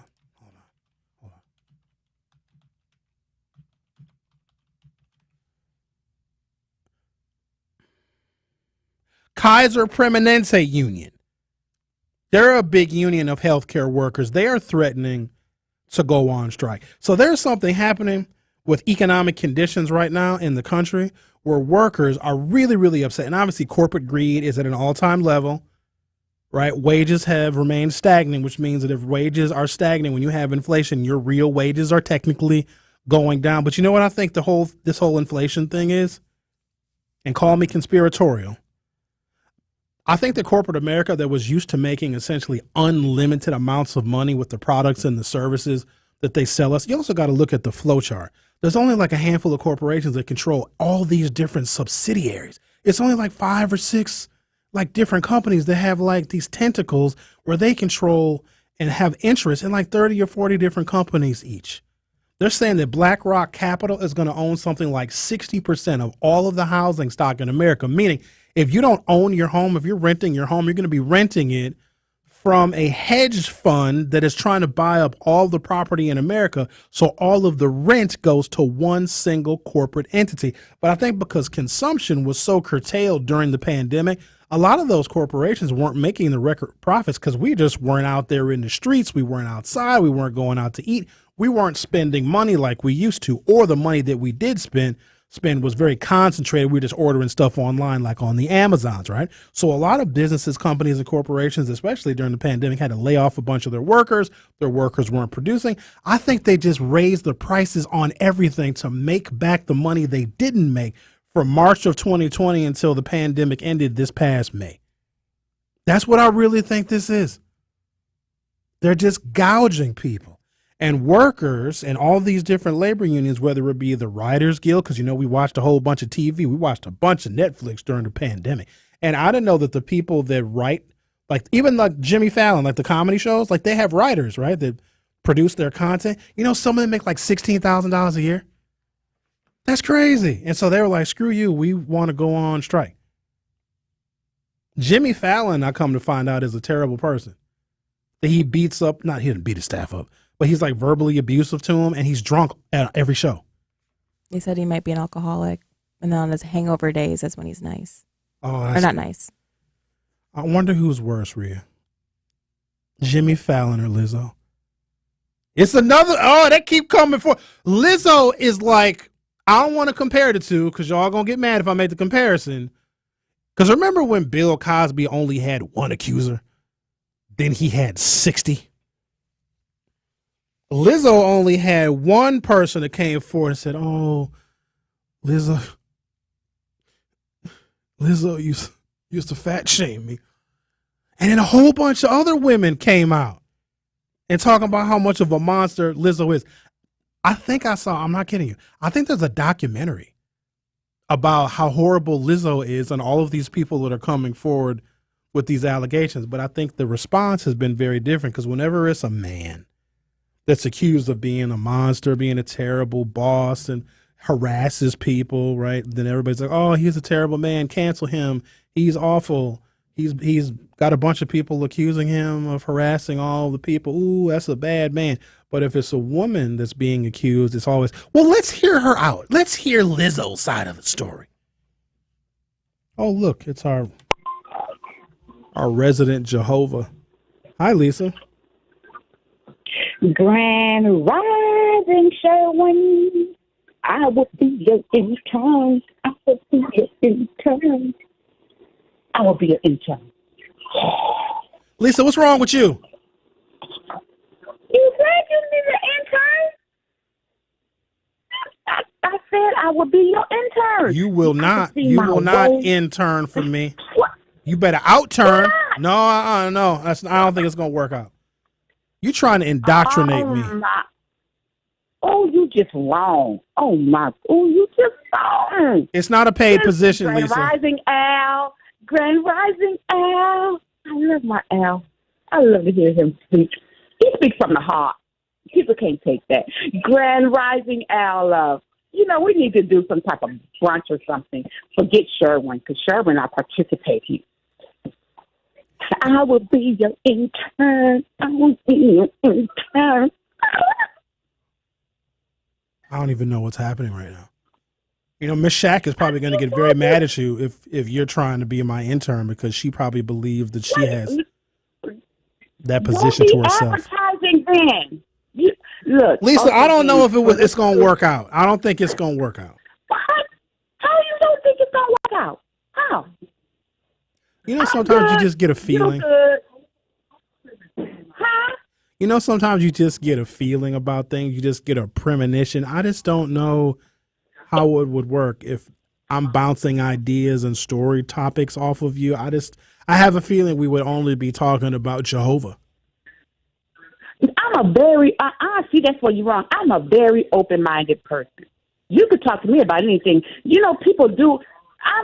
Strangers from whatever just talk to me, especially in the airport when I used to fly a lot. I just be sitting there minding my own business, watching my iPad, and somebody will strike up a conversation. I'm like, I just listen. I'm a grand listener. I may make a comment or two back. I'm good. You don't have to. People don't understand. You don't have to run from Jehovah's Witnesses when we ring your doorbell or knock at your door. You could just say politely, no, I'm not interested, and please do not come back to my house again. We'll put you on the list not to come back to this address again. People don't understand it. Don't be running. Sherwin, you could talk to me about anything and everything. Come on now. Stop being that extra special again. I tell you. Turn that light bulb on. Wow. Turn it down, rather, or something. I don't know. Okay. Oh, goodness.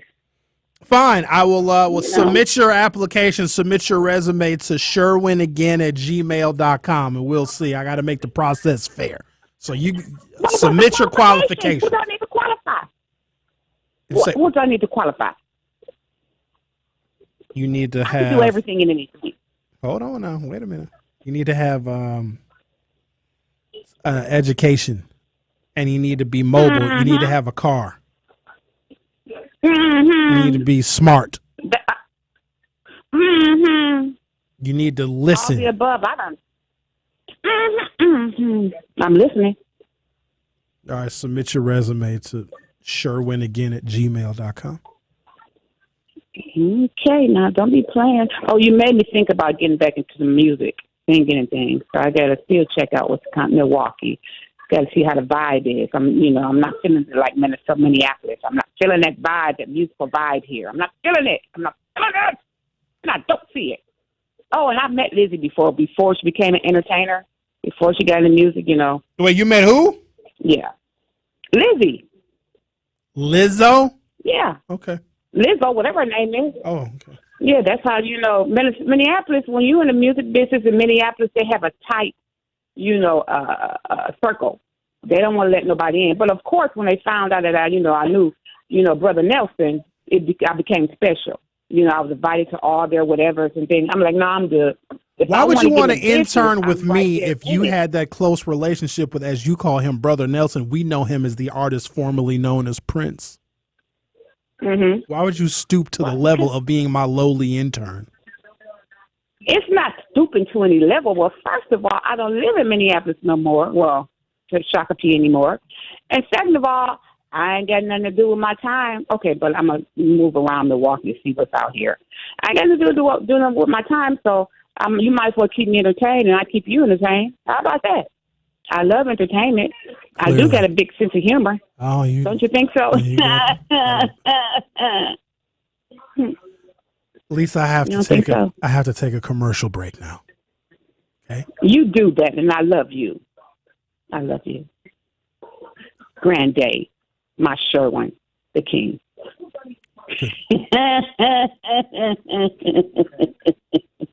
What was that?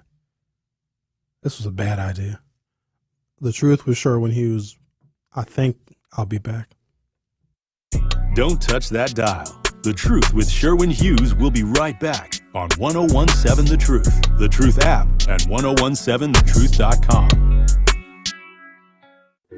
Do you need a way to uplift your fellow woman? Have you ever wished you could do more to serve your community, but just don't have the time? You can do this and more by helping Good Karma Brands support Women Build through Habitat for Humanity. And all you have to do to help is donate. The link to donate will be open until September 30th. Just go to MilwaukeeHabitat.org. Again, that's Women Build and MilwaukeeHabitat.org. And be sure to check out 1017 The Truth social media for a behind-the-scenes look of our team building a new home in the Harambe neighborhood. Looking to buy your first house, expand it to a forever home, or simply want to refinance? At Associated Bank, we've got you. We believe that with the right lending plan and guidance, everyone can achieve their dreams. And Associated Bank is here to get you there. Because believe it or not, your financial goals are within reach. Learn more at associatedbank.com/lending or ask a banker for details. Subject to credit approval. Member FDIC. Equal housing lender.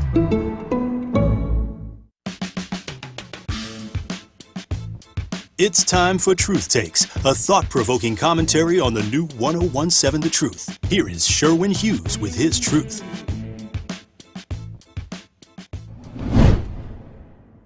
The summer of 2023 will not soon be forgotten as the impact of climate change blanketed our city, literally. Canadian wildfire smoke gave Milwaukee some of the worst air quality in the nation, if not the world. Also, these impacts, because of climate change, showed us that there's yet another disparity for us to be concerned about. African Americans are much more likely to have respiratory illnesses, and Black children are much more likely to have asthma. In fact, the Office of Emergency Management data shows a disproportionate amount of calls for respiratory issues because of that wildfire smoke, and 54.8% have been from African Americans. African Americans have higher rates of pre-existing health conditions that would be exacerbated by the particulate matter in that wildfire smoke that we know was caused from lightning and extreme drought conditions to our neighbor to the north in Canada. Black children are much more likely to have asthma than kids of any other races in America, and much more likely to live near polluting plants and in rental housing with mold and other triggers because of the racist housing policies in the nation's past. Their asthma is often more severe and less likely to be controlled because of poor medical care and the mistrust of doctors. Just when we thought we had all the disparities we could shake a stick at, here we go again with Canadian wildfire smoke as an extension of climate change negatively impacting African Americans. Climate change is a global issue. It is a national issue. It's a local issue. Admittedly, the black policy struggle for equality has not focused on climate change, but if the summer of 2023 has showed us anything, now it certainly should be. This has been Truth Takes on the new 1017 The Truth. Listen to The Truth with Sherwin Hughes weekdays from 9 a.m. to 12 p.m. This is The Truth with Sherwin Hughes on 1017 The Truth, The Truth app, and 1017thetruth.com. The Truth, Sherwin Hughes for Axe Housing. Many times your mortgage will be a lot less than what you're paying for rent. In fact, if you work with Axe Housing, you're going to average about $800 a month. Axe has coaches that will help you create plans and budgets. They can even find you a whole bunch of money for down payment assistance. So if you're not dreaming of home ownership by now, you should be. You can get started on a virtual home buying orientation by going to axhousing.org. That's ACTShousing.org. Don't let where you are financially today get in the way of your bright future becoming a homeowner. Axe coaches are here to help. That is Axe Housing, ACTShousing.org. All righty. Okay, Brittany says, Sherwin, how do I apply to be your intern? So is Brittany, is this Foot Brittany or the bunch of kids Brittany? Because it says Brittany, parentheses, new number. I don't know which, we got a bunch of, which Brittany is this real? I think they're both the same person. Foot Brittany, male Brittany, and children Brittany. No, they're actually not. Children Brittany is a different Brittany. There's a Brittany with 37 kids. She has so many kids. In fact, I believe she lives in a shoe. And then there's, I think, letter carrier Brittany and Foot Brittany is the same Brittany. And Brittany, if you were a mailman, you can't be my intern. Your job is already demanding. Jean says, you need Andy to call today. WTF is going on today. Is there a full moon? Actually, yeah. Harvest moon. Yeah. Oh, that explains it. Bob lost his whole mind today. Lisa, I don't know what the hell that was. Jehovah just took over her whole body. Oh, no, this is bunch of children, Brittany. So, okay, so it's not mailman Brittany. Oh, so those are two different people, huh? Oh, and the other Brittany texted. Brittany says Linda finna call and she gonna have some words for Lisa pushing up on her chocolate drop. Let me grab my popcorn. Mike from Mill Road just said, oh, wow. Nay says, that's exactly what this inflation stems from. Yeah, I thought so. And Al said, that Al that calls in, that's very polarizing, says Lizzo too big to fat shame. Isn't that fat shaming? Saying somebody is too fat to fat shame is fat shaming. If anybody should be able to shame fat, it should be those that are fat. Let me give an example. I'm black. There's things that black people do that I don't like. And because I love my people so very much, I sacrifice for y'all. Y'all don't even know what I be doing for y'all. I take your phone calls. That's got to count for something.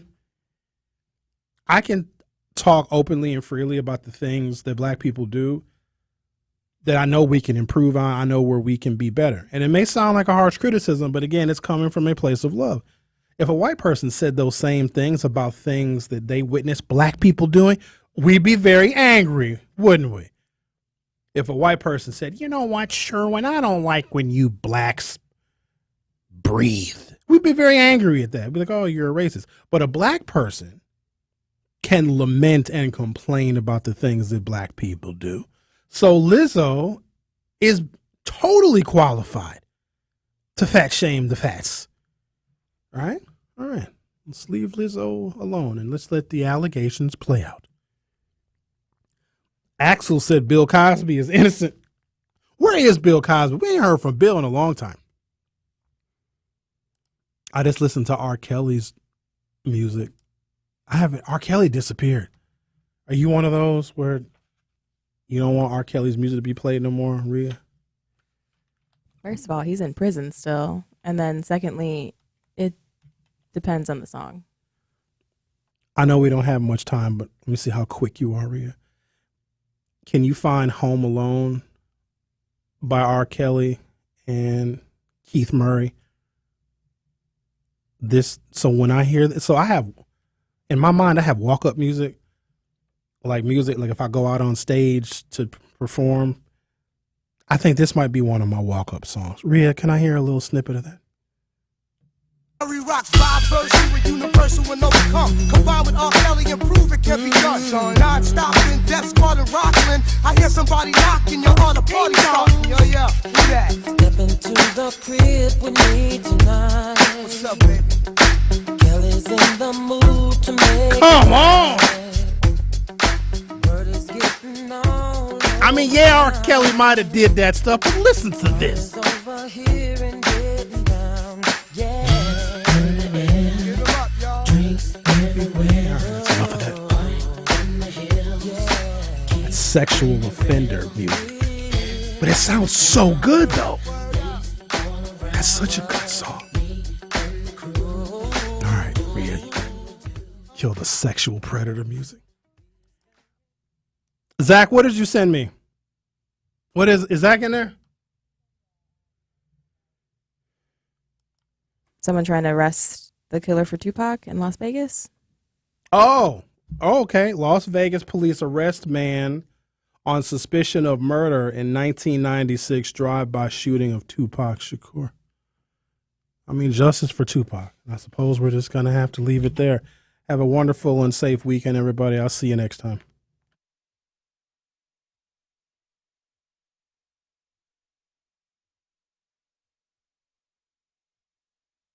Want more truth with Sherwin Hughes? You can now stream on demand all day, every day by downloading the Truth app or streaming on Spotify, TuneIn, Apple Podcasts, Google Podcasts, or Stitcher. Milwaukee Black Talk, 1017 The Truth. The Milwaukee Brewers are going back to the playoffs. This time, they won't be satisfied with anything less than bringing a World Series trophy to Milwaukee. Brew October is presented by Network Health and sponsored